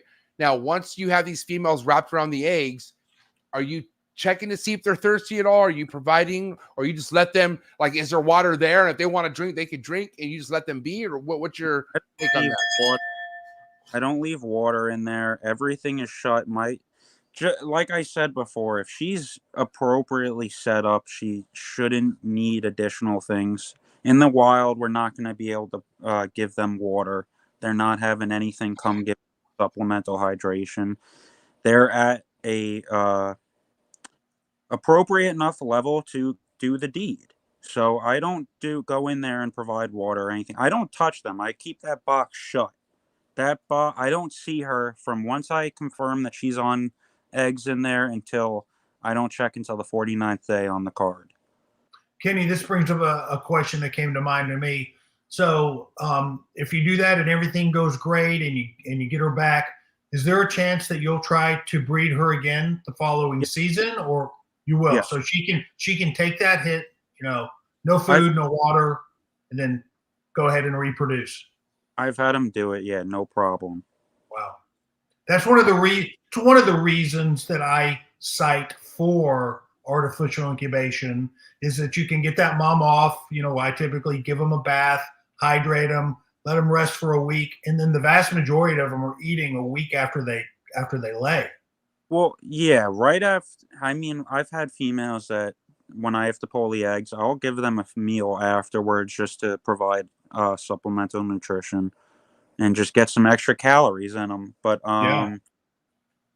most of the time they really don't need it. The only thing that I would say would be the difference from you and I doing a female back is you'll probably get more eggs than I will. Your female might have more size on her from having a larger feeding season where she can put on that weight than mine would. But I'm not calling your chondros fat by any means. You don't have fat chondros. Hey, there's no shame. There's no fat shaming here allowed on Tuesdays in the tree. I got some thick bitches for sure. Now you want to shame tire kickers? I'm fine with that, but there will be no fat shaming. So, but that's for another day. We can't talk. Yes, we can. Yes, we can. Just so you know, we can. Just so you know, we're in trouble. But yeah, that would be my biggest assumption to the variation you and I would have.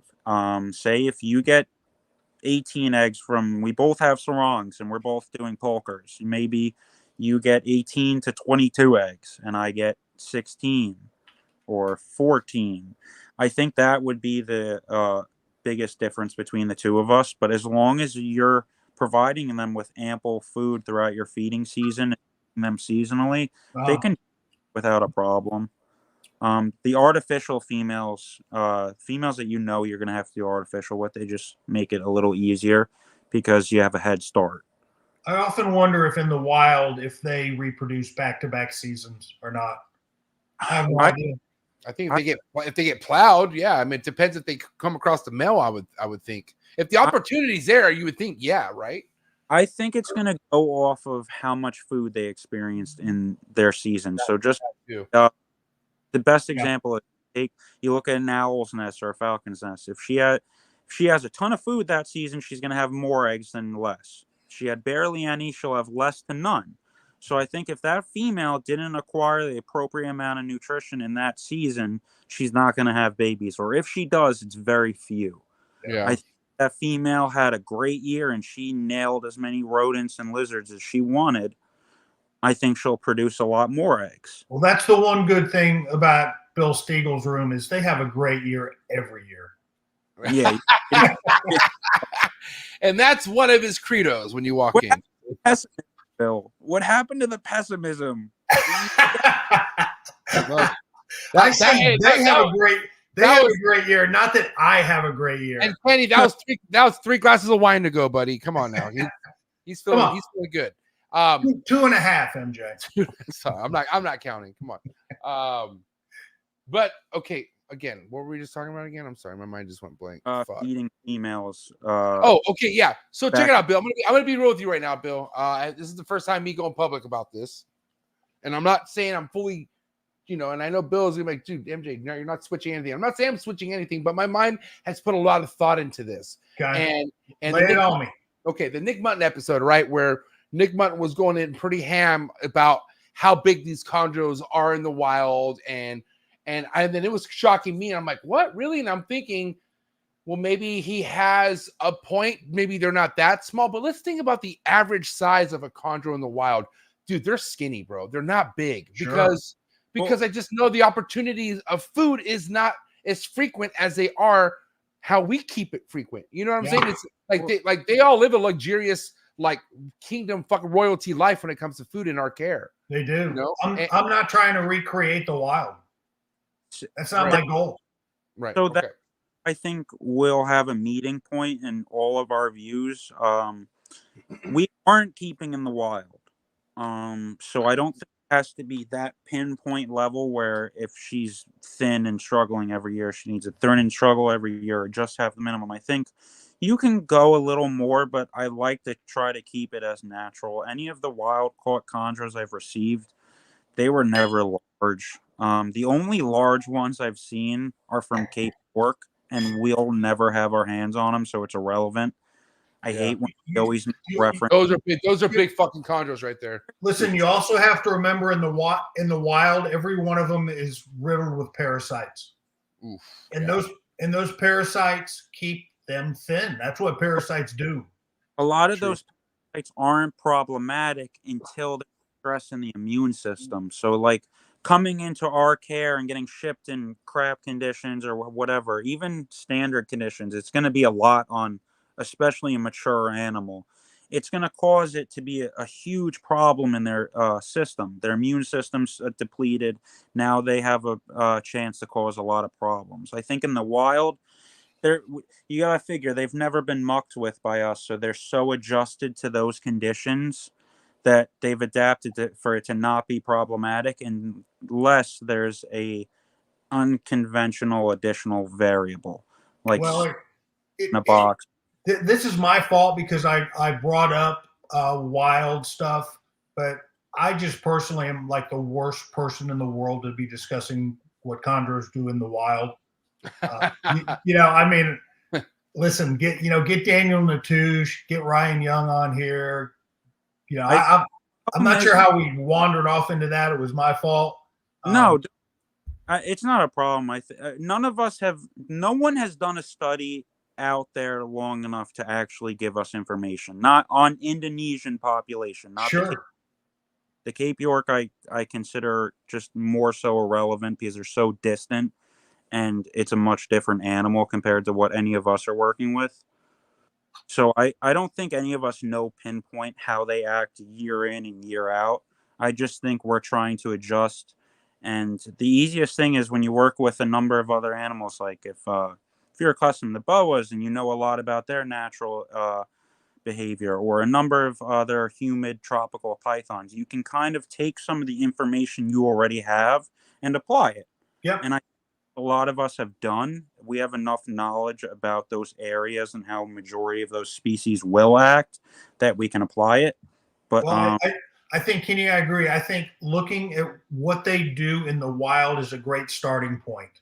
Yeah. But then we must transition and we must make changes based on the fact they're being kept in a box. Right. yeah, so we can't. It's like it's not one of those things. It's like buying a bird. You're going to keep an African gray how you would in the wild, where you never touch it. You know, you're going to domesticate it to an extent. Yeah. And a lot of animals, you got to figure, you can't throw those designers into that habit. They're not. They'd all die. Yeah. They're They'll be noticed everywhere. they're not going to die, but you're throwing them out of. You're trying to throw them in a cycle meant for something else that has a specific nature it's accustomed to. You kidding? Every bird in Indonesia would eat those motherfuckers. Yeah. They'd never make it. It wouldn't be a good day for the yellow stuff. Not yellow Yeah. adult. No, we're transitioning the what we're talking about as far as mimicking, wild compared to captivity. Now, kind of going back to neonates, there's different levels of neonates that you experience when it comes to establishment. I'm sure you've had your run with like the runners, the ones that are really shy, the aggressive ones, right? But have you kind of steered away or found a way to get more consistent aggressive eaters, or is it every year just a dice fucking roll and you get the ratios of the runners and the shy ones and everything? Like what's been your experience with that? I mean, when you go to out of your control how that animal's going to act initially, but how you react to it is really what you could do. So I used to just shut the bin and not even give the runners a shot. But at this point now I get to I'll shut the runners bin a minute or two while I'm doing a sibling or whatnot, and I'll go back in there and I will piss it off. And if it still has no feeding response where I can tell it turns around and it's like, screw you. All right, shut it, leave it alone. Tonight's not the night.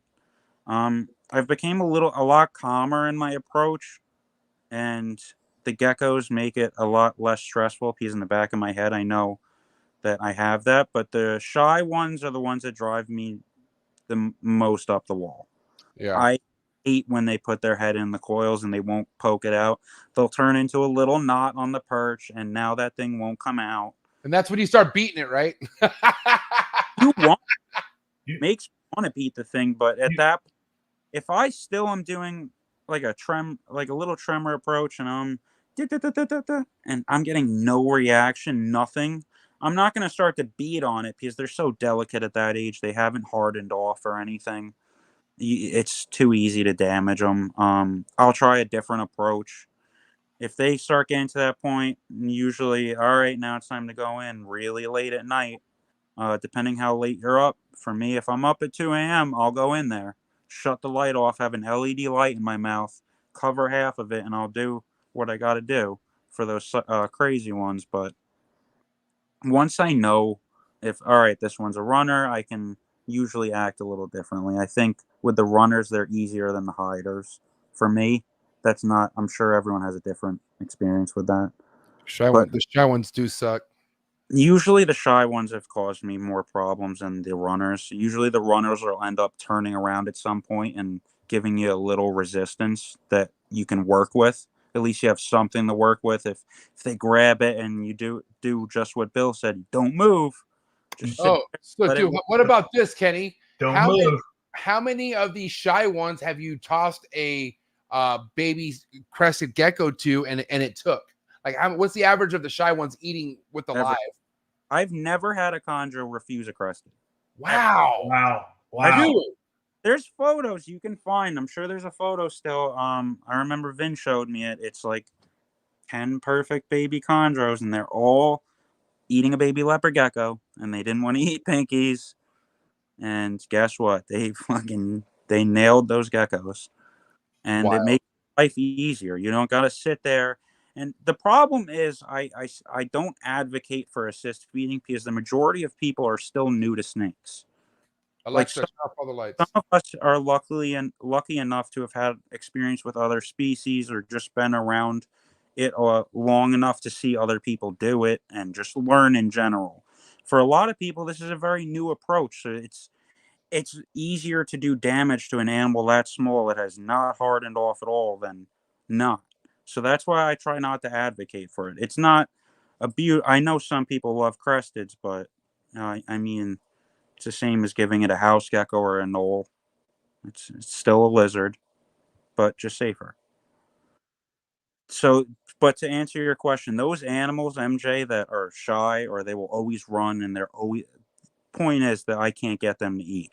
I've sent it. I've tried a number of other techniques. I'm putting the gecko in. Yeah. I hope Alex is listening. That's all I can say.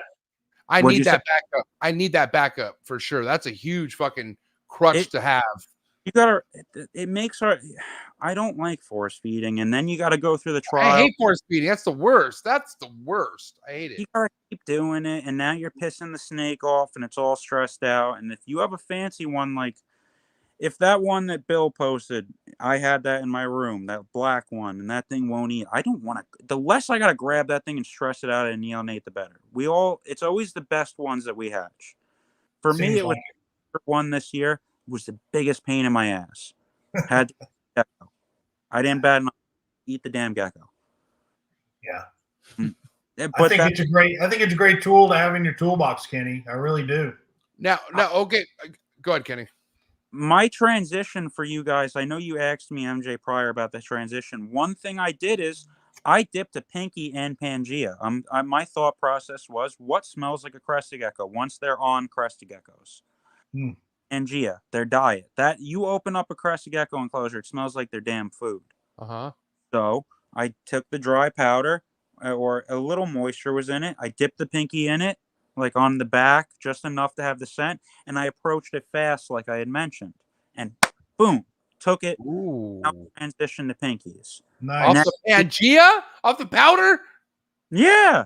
Wow. Nice. I mean, the problem is it's so hard to grab an animal and scent it. You're sitting there with a pinky, the thing's squealing, you're rubbing it again. It's not fun. So I tried to make it as quick as possible. I'm like, all right, the food smells closest thing. It worked. It doesn't work all the time. It was like 50-50. If they didn't do that, I would just rub it on the animal afterwards, give it to them like that a few times, and then they switch to a pinky a few times after that. Right. And then do they switch to a frozen pinky? Yeah. Pretty quick after that? Yeah. I always start live and then I'll transition to frozen. I want the live flora in their system. Interesting. My belief is if you don't have that in there, that's why we end up with those diarrhea poops and some of these fish. I think they need that good flora in their gut. So I'll give them a live rodent and then I'll taper them off the frozen thawed. But usually once the chondros are feeding and they're reacting properly, they'll switch over to anything. Interesting, Kenny. Explain, again, I'm not questioning, but the live flora in a live pink. Like, I've never offered my chondro babies. I've never, ever offered a single chondro ever in my keeping a live rodent. So logic behind it is I just want some healthy bacteria in their system. You feed it for everything's dead. It's sterile. You're getting calories, but you're not getting anything that comes with a prey item. I see. I'm not a scientist, so I don't have an exact chart or anything. No, I don't know where the data is either on any of this. I'm just curious. It's just how what I believe, but I want to get some good bacteria and whatnot in their system, so I'll start them on live pinks. Have you found that you mentioned kind of the diarrhea poop or whatever, and I have that every single animal of mine, babies has that. Have you noticed that yours don't have that? That they have more solid Shits. stool? I've noticed less of it. A few will still have like I think it's remnants of hatching and still working out some of the yolk and things they've digested in their system that will give them runny poops. But for the most part, that always tapers off not too long afterwards. It's never a very extended period of time where I'm still getting those wet, messy poops. Interesting. And see, I don't get rid of that until really I'm offering a sizable pink, like a large pink, or even getting into like these peach fuzzies. Do I notice that the stools really take on that firm, appearance? I think I'm sure some of it has to do with fat content, but when you get really, really new pinks, they're not eating much. Usually the day pinks we got were just pulled that day. They got they're frozen. We got them. So that's just my logic behind it. But typically, when they're so young, they're still working out a lot out of that system. So those first few weeks, I don't get worried if I see runny poops. Yeah. But if I consistently am seeing it, I don't like it. Yeah. I've received animals, other instances in the past where I'll panicure a captive bred or I'll flagell a captive bred animal or whatnot. I've had to do that. I'm just going off the experiences I've had and some of the information I learned. It's not proven that it will remove it, but I mean, at the end of the day, isn't that the best thing to go off of, Bill? Your experience? I mean, well, yours and other people you trust. Right. Facts. Now, here's my thing, Kenny, that I've been wanting to ask you. In your mind, what would you say the difference nutrition-wise would be going a baby crested gecko versus a pink that we would do? So obviously a crested gecko would be less, I would say, right? It's gonna you're having less mass. It's a much lighter animal. You don't have as much weight there. More calcium. Yeah, I would figure you'd have more calcium from a crested gecko than a pinky. Right. So scales that are produced from keratin and a number of other things, and I would figure that would be much healthier. And also because it's a lean meat. Cresteds, especially a young crested, isn't fatty. Right. It's still growing. So it's a very lean animal. Lizards are lean. So that's especially the ones in the wild, they're eating skinks. They're not going to get fat off a skink for the most part. So when they eat those cresteds, I don't really notice that they get runny poops or anything. But I also haven't thought about that and sat and looked long enough. I can't imagine it would be a worse meal than a day-old pink. I think it's got to be better.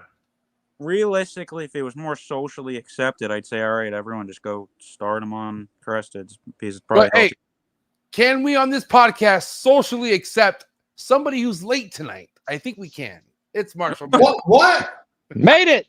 Oh, he's here. 12 minutes left. 2 hours late, and he's here. Sorry about that, guys. How's it going, Kenny? Good. How are you doing tonight, Marshall? Good, man. I've been better. I've been on a work trip. Nice. I'm at a hotel about half an hour from Bill's house. No kidding. No. Are you going to come visit tomorrow? I wish. No. I've got Bro, that's so disrespectful, man. I know. I'm sorry. Is your work trip really that tight, Marshall? Is it that busy, huh? Dude, it's been nonstop. We've been preparing for this thing for like a year and a half, and it's happening. Started on Monday, was all day yesterday till 8, 9 at night. Just got back from meeting with a bunch of lawyers and dinner, and I got another at least tomorrow and possibly Thursday before I go home. Well, let me catch you up real quick. So this is Kenny, obviously. He feeds only mice. All right. He's a huge maternal incubator fucking advocate. Doesn't like to do anything else. And he thinks that if you don't do maternal, that you're a fucking piece of shit. That was a joke. And it just kept going. Sorry, Kenny. No, it was a joke. No, No, you're man. We talked a lot. But I got to tell you, one thing we're about to get into right now is as far as the experience and what he's learned working next to Vin Russo. We haven't talked about any of that yet. And I feel like, maybe if you want to at least get a topic together, Bill, after this one, and then, better late than never, but you can have a wrap-up question too now, Marshall. So nice. Think of a good one that you might want to have for Kenny. So yeah, my question to you, Kenny, is working next to Vin Russo. Okay, obviously I have a lot of questions behind this, but more importantly, you ran into Vin, how, and then where are you guys at as far as the kind of partnership you guys have? Give us details as far as what you do for Vin, and if there's any kind of collaborations like you and Gary have. Give us all that information. Let's go. Essentially, I'm Vin's apprentice. I'm the apprentice. I started as the apprentice about 16, 17 years old. Nice. Pretty early on, I met Vin at a local reptile show at a hotel. And I remember I was probably, it was even worse off for him than Gary, unfortunately. I might have been 11 or 12 years old. It wasn't a good sight. It was like, hello. And I went and introduced myself. So he had patience and was willing to talk to me about chondros. And I had met him many years prior to being an apprentice for him. And following that was really when my care and everything changed. It was less of we're not fucking around. You're on a schedule. You do this. You do. It's not you do it appropriately, not just random. Nice. So do you help Vin with everything, the whole collection, or just the chondros, or what? I help with like all animals. I don't do his He obviously handles all of his breedings because he has to know which females are here and there, where they're at in the season, if they're ready, so forth. But I'll do husbandry and some husbandry and so forth, boas, chondros, or whatever I'm needed to do. But I've learned a lot about boas since. I was more of just a python person at the time, but inherently you come with a lot. I wanted to ask you, like, how many species are you at right now? Because I mean, I know you and I talked about children pythons before. So I mean, like, how together total species of reptiles you working with? I've tried to tone it down because the problem had so much different crap. I was all over the board, and it was so hard to be focused on. All right, this is what I'm doing right now. It was, I got to do this animal and then this, and then I forgot to pair these animals at the right time, or I didn't do a feed at the specific time. It was much messier. I don't know the exact number now. It's probably like maybe 10 or so species. Damn. Any super dwarfs? We can't do that in New York. I think they're pretty, but or want to buy some. Wait, do you have them again? Do you have one again, Bill? No. Next Tinley, just bring it out a bag and we'll worry about it then, but not here. But no, I can't do them. I'm an arboreal person. The more I start to divert, the less focus I have on what I need to do right now. Amen. I want to try to chondros. I love them over anything else. I have other stuff that I love. I love some boas and I love other pythons, but the chondros take precedence over everyone else. They're the priority for me. Way to kiss ass to the chondro gods. No, they're gonna they'll screw me over regardless. They don't care. They don't care. They don't care. No, we get off this podcast on my favorite one, Dead MJ, man. What happened? Oh, don't say that. Come on. But they're gonna blame my podcast. Great. No, but the point is, I'm neutral with the chondro gods. Like, do what you gotta do. I get it. Yeah, do your thing. I'll do my thing. Just don't fuck me over, please. Yeah. Kick me in the fucking balls again while you're at it. Inevitable. Yeah, I mean, you're gonna learn it, and it's very rare any of us are perfect. I mean, like, I'm sure you guys, you get better over the time. It's like you weren't as good at your starting point as you are now. Yeah, that's facts. No, but I'll say this, man. I just realized how young you were. I don't think I had my first chondro when I was your age. So when you're my age, you're gonna have whatever, 10 plus years experience on me, which is pretty awesome.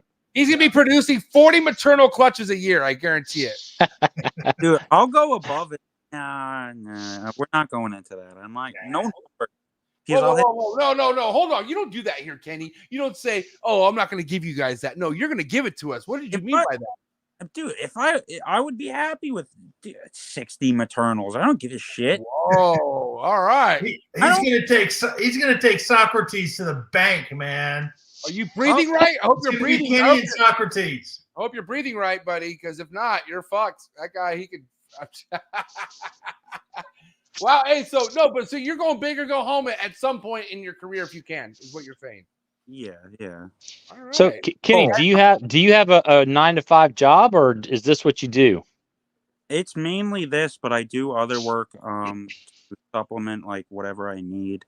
But at some point that will stop, and it'll just be reptiles. Nice. It's I don't want to work for the man forever, man. No, you don't. I can tell you that. But that wasn't what I was gonna do. It's too much. I'm owned by the state. I would rather have my snakes an off house where I can go walk off my property and enjoy myself. Amen. I'd be happy with that. Yeah. But trust me, I gotta hoard as many chondros as I can at the moment. Amen, brother. Shit's expensive. Yeah, it unfortunately is quite expensive. That's one thing that comes with them. They're worth it though. There's a lot of stuff that's worth it about it. I mean, you're not going to have the same experience you're going to have in a lot of different instances if you try to go cheap about it and try to treat it like buying a Nile monitor at a reptile show. Okay, you don't have to drop the number, but if you can, that's great. What's the most you've ever spent in a year on chondros? I honestly don't know. I remember I was 16 and I spent $6,000 on a Sky Fiji snake. What? Wow. And that was like one of 6 or 8 snakes I bought that year. I was breeding reptiles to buy chondros. That's what I learned early on. I was lucky that if I breed certain animals, I can use it to supplement to buy more stuff. So I kept going. It's a hustler. How that goes. So yeah, drug dealers have a similar model. Trust me, if I had those expenses, I'd have all the nice stuff you guys want to look at my house. It wouldn't be. I would be looking at of it from you guys. All right. I would have Marshall Bill. What do you want? Send whatever you fill it out. You tell me. Work it. I wish, but no, I was really cheap. Like I wouldn't buy stuff. I would hoard my money for snakes. I would save like everything and not buy crap. And like food. Dude, if not ramen, I'm going out, it's $10 tonight. I'm like, fuck you. I'm not going, man. I need there's a reptile show coming up. I got fortunate with that, and there were a lot of things I'm grateful for. I'm sure that, but yeah, it was I lost. I would say the worst year I was. I lost over 10,000 that year. Yeah, and that's the thing too. As long as you're willing to accept what you spend, you could lose it just as quick as you spend it. You know, you have to be. That was the one that taught me a lot of stuff, and it was all reiterated by being mentored by Vin and just for learning from other guys too. You see, I'm not big on. I don't think buying adult females is the best choice. I'm not a big fan of mature animals if you can avoid it.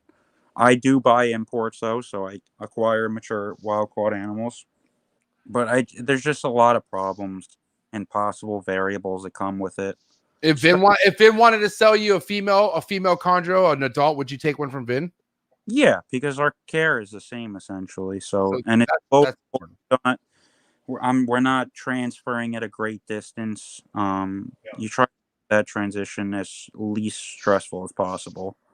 Yeah. It's also where my stuff comes from. I don't want if he's got some people they got 50 different animals from 50 different people, and I don't know what's floating around in there, so I got to be careful. I don't want to. I bring that here, and you start. Any of you guys know you have large collections. The last thing you need is a wildfire. Yeah. Yeah. Yep. All right, Bill, what's your wrap up question for the homie Kenny here? Oh, I guess Kenny, like, what are you looking for the future? Like, what would you want in your collection? You know, you're building, right? We're all always building, but you're really still in a building stage. What do you want? You want designer, locality stuff, blue line, melanistic, like what? So to me, I'm all for the locale stuff. I'm a purist regarding it because I'm sure a lot of you guys have seen. How many locales did you used to see that are completely gone? Yeah. A lot, and there was no emphasis put on keeping things pure. A lot of it was everyone just got excited, premature, whatever you want to call it on the show. And they just threw two chondros together, and we lost a ton of localities. You bet. Good luck finding Wameen, Lara, Kafayu. I remember I haven't seen a Fac in God knows how long or so. There's a ton of stuff that you'll net Bokandini. You're never seeing it again. So, and we only have a finite amount of time. They're not going to be coming in forever for dirt cheap. So I like my locale stuff. I find them to be a lot more prevalent and easier to work with in all reality. It's not like working with a significant difference where I'm like, these designers suck. No, I love designers, but if I'm doing designers, I like the calico stuff. The blue line stuff for me, I don't really have much interest in diving in. I think the problem is I haven't dove into this stuff as well because a lot of it's been muddied up. I remember you used to see. Whoa! What do you mean? What do you mean by muddied up? Can you explain that? I think you see more animals with names on them than you do not. I see more mixed stuff and designers than I see locales. So I'm not as impressed as I used to be. Like you see more. I remember 10 years ago, you didn't see some of the blue stuff that you see now. We all knew, oh, that's Frosty or that's Mr. Blue or Blue Deuce or whatever. Sky. Now you're seeing such a large amount of them produced. Some are varying, some are a little too closely related over consistent generations for my liking. And I also haven't found a lot. I mean, they're out there, but some of the stuff I never saw it for a price that I found appropriate to pay for it. Because I remember I paid, oh man, it's not the same. That's like a speech we've all heard, but my logic is you have more designer stuff now costing more than it did 10 years ago when there was a fourth the amount of the designer animals. And mind you, some of the stuff, if it's proven and you have like, what is it? Bill, you have Yeager, and I know Marshall, you have Versace and a number of stuff. Animals like that are proven out to produce freaks. So when you ask those price tags, it's worth it. But there's a lot of stuff just because they have a name on it, and it's gotten to the point where some of it, not all, but some has gotten a little out of control. So I've taken a step back and I'm just waiting for my appropriate moment. I've done dabbling in the process, but it's still in the growing stage. Fuck, he has a point right there, though. The way I think of it, I mean, I don't justify my idea is I can't justify a lot of the prices. I paid, what is it? Directly from Jake to Watermelon, it was like $33,000 at the time. If we bred Jake now, you're getting $9,000 for his baby or whatever the hell. Yeah. You have a significant amount more, but the animals where they're pinnacle animals, you got Yeager who produces stuff, Versace, and your Calico girls. That's different, but I think some of it has gotten misconstrued and out of hand. I think it's a great point, Kenny. Agree. Yeah. Yeah. I mean, I'll say a couple things about it. The market dictates the price, right? 100%. Yeah. And these prices are gonna, they're gonna fluctuate based on the market. But I agree 100%. I think you're having animals out there that are labeled as designer animals that are locality crosses or maybe one generation, designer outcrosses, and maybe they don't justify the price, but I think that's on the buyer. You know, the buyer has to really do the research. You know, what is really the lineage of these animals? What is this pairing produced, or what have, you know, relatives of these pairing produced? And, you know, I mean, it just is what it is. Yeah, it's not me buying them, so I don't hate anyone for buying them or think they're dumb or something. That if you want that animal and you deem it that value, go for it. Well, I mean, Kenny, God bless you. Just called Versace and Jaeger freaks. So how do you? I mean, that's not cool. No, are you kidding? That's the best compliment anybody could ever give me. But that's my point. If you're gonna make and you're gonna charge a lot of money, make sure it is from proven, like, stuff that actually produces freaks and not just another generation of green stuff with the name on it. So you mean freaks in a good way, not like mutts, like Ryan Young would say or something, is what you mean? I mean, dude, ouch. They are, if we had to label them as a species, it would be Morelia domesticus. Just like they're domesticated. Morelia muticus. Yeah, domestic. We'll eventually narrow it down, but yeah, I think some of them are worth it, and then some it's gotten out of hand where we're labeling stuff because it has a name 4 generations back without anything proven since. I mean, my focus on who I focus on is so legit that I don't even know who's not doing it legit, to be honest. I mean, and you know, God bless the people who are out there not doing it, you know, legit. But yeah, I mean, I don't know. I keep my shit tight and small anyway. So I mean, it's, you know, I just stopped with that stuff. Honestly, I used to I loved Blue Line a lot more than I do. I loved it in the past a lot more than I do now. The only stuff that impresses me is calicos, but like the old school looking calicos. I just see so much blue stuff. And he's just disenfranchised at such a young age. It's I can't believe this guy is. It's tough to watch, man. His soul's like fucking 50 years old for sure. All right, so great question, Bill. All right, what do you got, Marshall?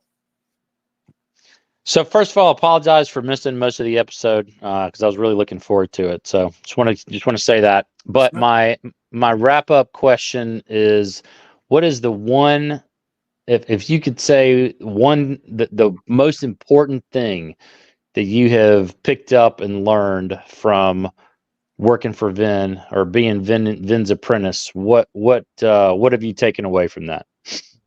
Consistency and scheduling for the most part. You can't do it randomly and expect a high level of success. You want to have everything on a consistent schedule and really dial it in rather than just have a bland overview going on. So you're saying like you start bumping up the feedings on August the 1st. You start lowering temperatures on this day. You start doing I have cards of everything written, and just important information to me, swellings, feedings, sheds, so forth. I'll check those cards year in and year out. Once the animals mature, I don't really worry about them when they're super young, other than feed cards. But yeah, it's on a schedule. I know, okay, it's October 1st, we're starting to drop. All right, it's September. I'm just throwing random dates out there. It's March 15th. It's time to give the first meals, so forth. Everything is on a relative schedule. So that's me keeping on that seasonal schedule is really the difference. I used to just do an overview of I'll feed every 2 weeks or I'll feed every 3 weeks. And it made it from having 20% success to like 3/4. It makes a difference. Interesting. For me, yeah, just being on here. It's good stuff. Yeah, I mean, there are variations, though. I'll have a female that she went 2 weeks later last year than she did this year. So, but it's always within a general close vicinity, so it's kind of like a schedule. It is a schedule. Yep. Well, shit. What a podcast, man. 2 hours went by very quick. But guess what? Your first time here at the Trap, so you got hot seat questions, buddy. And then guess what? I got another. That means Marshall gets another shot at a question. But it has to be a hot seat question. So why don't you guys get one brewed up, Bill? You got one getting going, you know what I'm saying? Get a good hot seat question for the homie Kenny. I I already used up my hot tea question. That's okay. You got to think of it.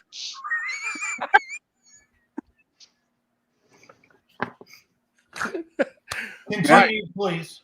Kenny, hot tea questions. All right, buddy. I don't know if you've seen these before, but I need you to answer these as quick as possible so we can get on with our fucking night. All right. Catchy, but okay. All right. Okay. Hot tea questions coming in hot for Kenny. Get the likes up right now. Kenny, Island Morelia on Instagram, right? That's your IG, right? Yeah. All right. Here we go. Hot tea questions. Let's go. Frozen thought or live? Frozen thought.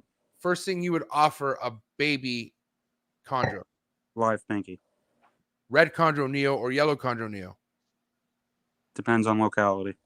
Motherfucker, it's red or yellow. Red, Kenny. red. Thank you so much. Okay. Favorite locality? Artifac. Least favorite locality? Fuck. Pedido or B. Pedido. Yay imports or boo imports? Yay imports or boo imports? Yay imports over everything. What's one reptile you would like to import to your collection right now if you could?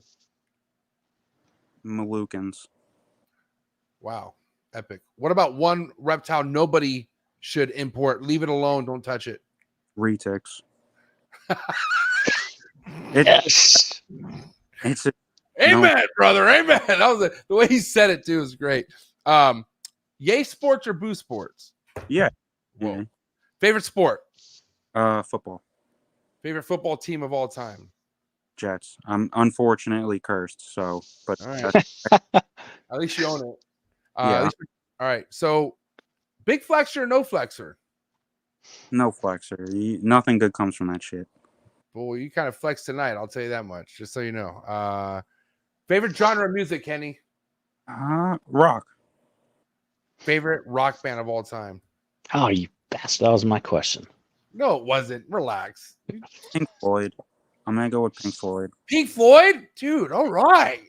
That's good. That's respectable. Shout out to your parents. Yeah, my dad.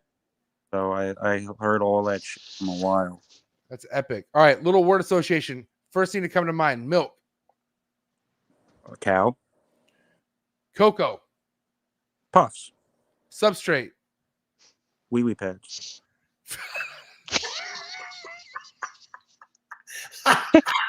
You mean puppy pads? No, we're going Dude, Marshall, have you heard puppy pads called wee wee pads before? I have, yeah. Wow, where the fuck have I been?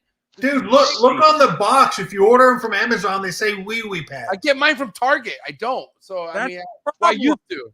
Huh? That's the problem. I don't eat Jeff Bezos' monopoly, man. What are you doing? Oh God, this kid is nuts. You're first. Oh my God. All right. Me. All right, continuing. First time chondro breeder. Ooh, first. I don't know. What makes you? What do you think of when you think of that? I'm paranoid and schizophrenic. Instagram trolls. Annoying. Facebook group pages. Full of stupidity. All right, last one before we get to Bill's. Coolest reptile podcast in the world. Crap talk. Woo! Bill, go get him. Steak or fish? Well, respect. Snakes. No, steak. He said steak. Oh, steak or steak. All right, good one. What you got, Marshall? Who's going to win the Super Bowl? Oh shit! I can't. I'm betting money, so I can't go with this. That I have to Fifth Amendment that one because I will lose. I will lose money just like a chondro clutch. Wow. Is Detroit going to win the Super Bowl? No. They're cursed too. Damn. They have a deep down curse. It'll be like watching New England and Atlanta again. I don't need Brutal. her in New England. Brutal. Yeah. I bet on that game. I've watched I try to limit it to just like a little occasion like that, and that's it. If I start doing it every week, I'm gonna need to replace the TV almost every other week. Man. Watching at Vin's place. And you want to watch the game? After 1 week of it, I'll be banned. Yeah. Hey, Hey, Kenny, listen, we just had shy of 80 people tapped in for your episode tonight. So what do you have to say to everyone who loved what you had to say tonight, but just really just excited to see you grow even more in this hobby? I appreciate everyone for even taking the time out to watch. I appreciate having me on and hearing me out a lot. It means a lot to me, and I'm definitely grateful for it. And again, if anyone wants to stay on top of what's going on with your collection and all your other projects, Island Morelia is the best way to follow you on IG, right? That's the best way to see what's going on. Yeah, I'm making a Facebook page shortly. I just hadn't done it yet.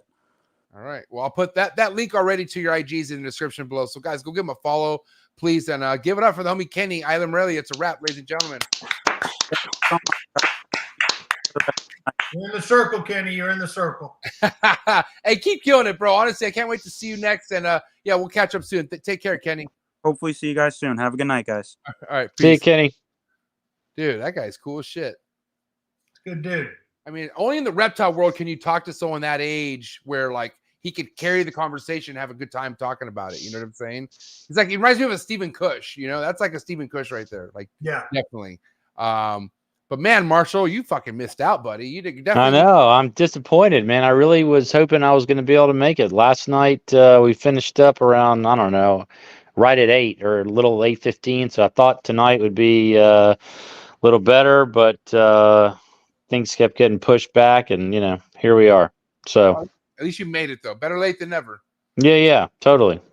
Yeah. Bill, what do you have to think? What do you have to say about tonight's episode overall? What's your overall opinion on tonight? Man, I thought it was a great episode. I learned a lot from Kenny. I really did. I like his idea of food cycling females a year before you breed them. Mm-hmm. Thought that was a great idea. And I really liked his input and ideas about feeding, you know, the geckos. Getting, you know, if you can get a small colony, you know, it's not rocket science to keep and to breed leopard geckos or what crested geckos, right? And he had great success with feeding these real stubborn babies live geckos. So I thought left them in the cage overnight, and they were gone. Yeah, Marshall. So what he does is, if he sees a snake that's shy or wants nothing to do with it, he just instantly goes, puts a live crested gecko in there, and it's over with. It eats all the time. He's saying he's never had one that has not taken one, is what he's saying. He says 100%. You know, 100%. Like, you know, a healthy neo. You know, not one that's like dragon or right, hanging weird. A healthy neo that it's either a tucker or a runner. They all eat if you just, you know, a baby gecko. And interesting. They're in captivity. You don't have to worry, you know, nearly as much about parasite load or whatever. You know, you're hatching these geckos in captivity. So I thought it was you know, again, he brought up subjects that we've never covered before. Yep. That's awesome. It was great. Not trying to rub it in, but I'm saying it was great. But no, listen, guys, I appreciate you guys both. And then Marshall, we'll catch you next. Are you going to be back home next week, or what's up? Are you going to be back to normal? Shit, I freaking hope so. Well, don't know yet. Yeah, I hope so too, because it's coming in late. Shit's not going to work. So. And MJ, I just wanted to remind you, a week from tonight, John Irby's going to be on the podcast. Fucking guy, bro. He's fucking killing me right now. First and foremost, like, he just shows up with that shirt. Not that I have anything against that shirt, but you gotta sort of have to communicate with that with me, Bill. And I understand, again, no problem with that. But then now you go from there to spilling the beans about shit that only Patreon family should know about, Bill. I didn't even know that. I know. Bill's what am I gonna do, man? I'm gonna go. Listen, I spilled the beans. It was a mistake, an honest mistake. Okay. Bill be making mistakes and looking at you like, what are you gonna do about it? Not a damn thing. What can you do about it? Hey, are you gonna put me on probation again for a couple of weeks like you did last time? Never. That never happened, motherfucker. I never put you on probation. I wanted you back instantly after you did that. I don't know. It felt like probation to me. I don't know, Marshall. Oh! After the outburst. Yeah. After after all of a sudden oh, I was back 3 weeks later. After the I thought the live was over. Bullshit, motherfucker. You fucking laid it down. All love, fellas. Bill, let's start with you. What do you have to say to the just under 80 people who tapped in tonight?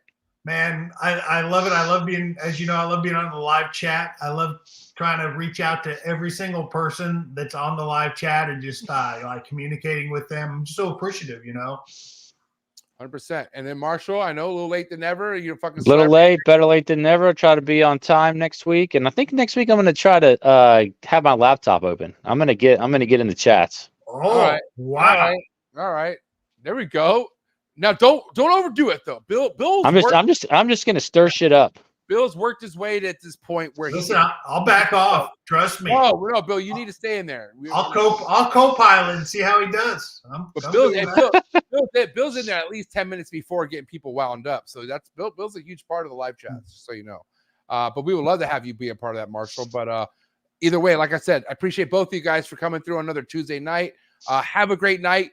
Phoenix Reptiles, do not sleep on this man's Instagram account. Go follow him. And of course, same thing with my man Marshall Mendez, Red Mountain Herbs. A lot of big things coming from these two this year. So be ready. And guys, as always, thank you so much. Have a good night. Give it up for Marshall Mendez and Bill Stiegel. It's a wrap, ladies and gentlemen. See you guys next week. Good night, guys. Peace out, guys. All right, man. Appreciate everyone out there who tapped in. Hope you enjoyed this week's All in the Tree Tuesdays. What a legendary episode. I just want to say the youth is everything in this hobby, and I'm so excited to see or even kind of get to know the homie Kenny more. Brief conversation when I first met him, but after hearing tonight's episode, this kid's really locked in, and can't wait. And like I said, go follow him. It's going to be something that you don't want to be sleeping on, that's for sure. And I appreciate you. If this is your first time hanging out with us, hit that like button, hit that subscribe button, hit that notification bell. You'll be on top of every single podcast like this Thursday night going down, Demonic Reptiles with a special guest. It's going to be something you don't want to miss because it's going to be getting juicy, a little spicy, a little like onions in the eyes. You never know. It's going to go down. Best believe it. But thank you so much for tapping in on this episode 443 in the books. Have a good night. I'll see you here Thursday night.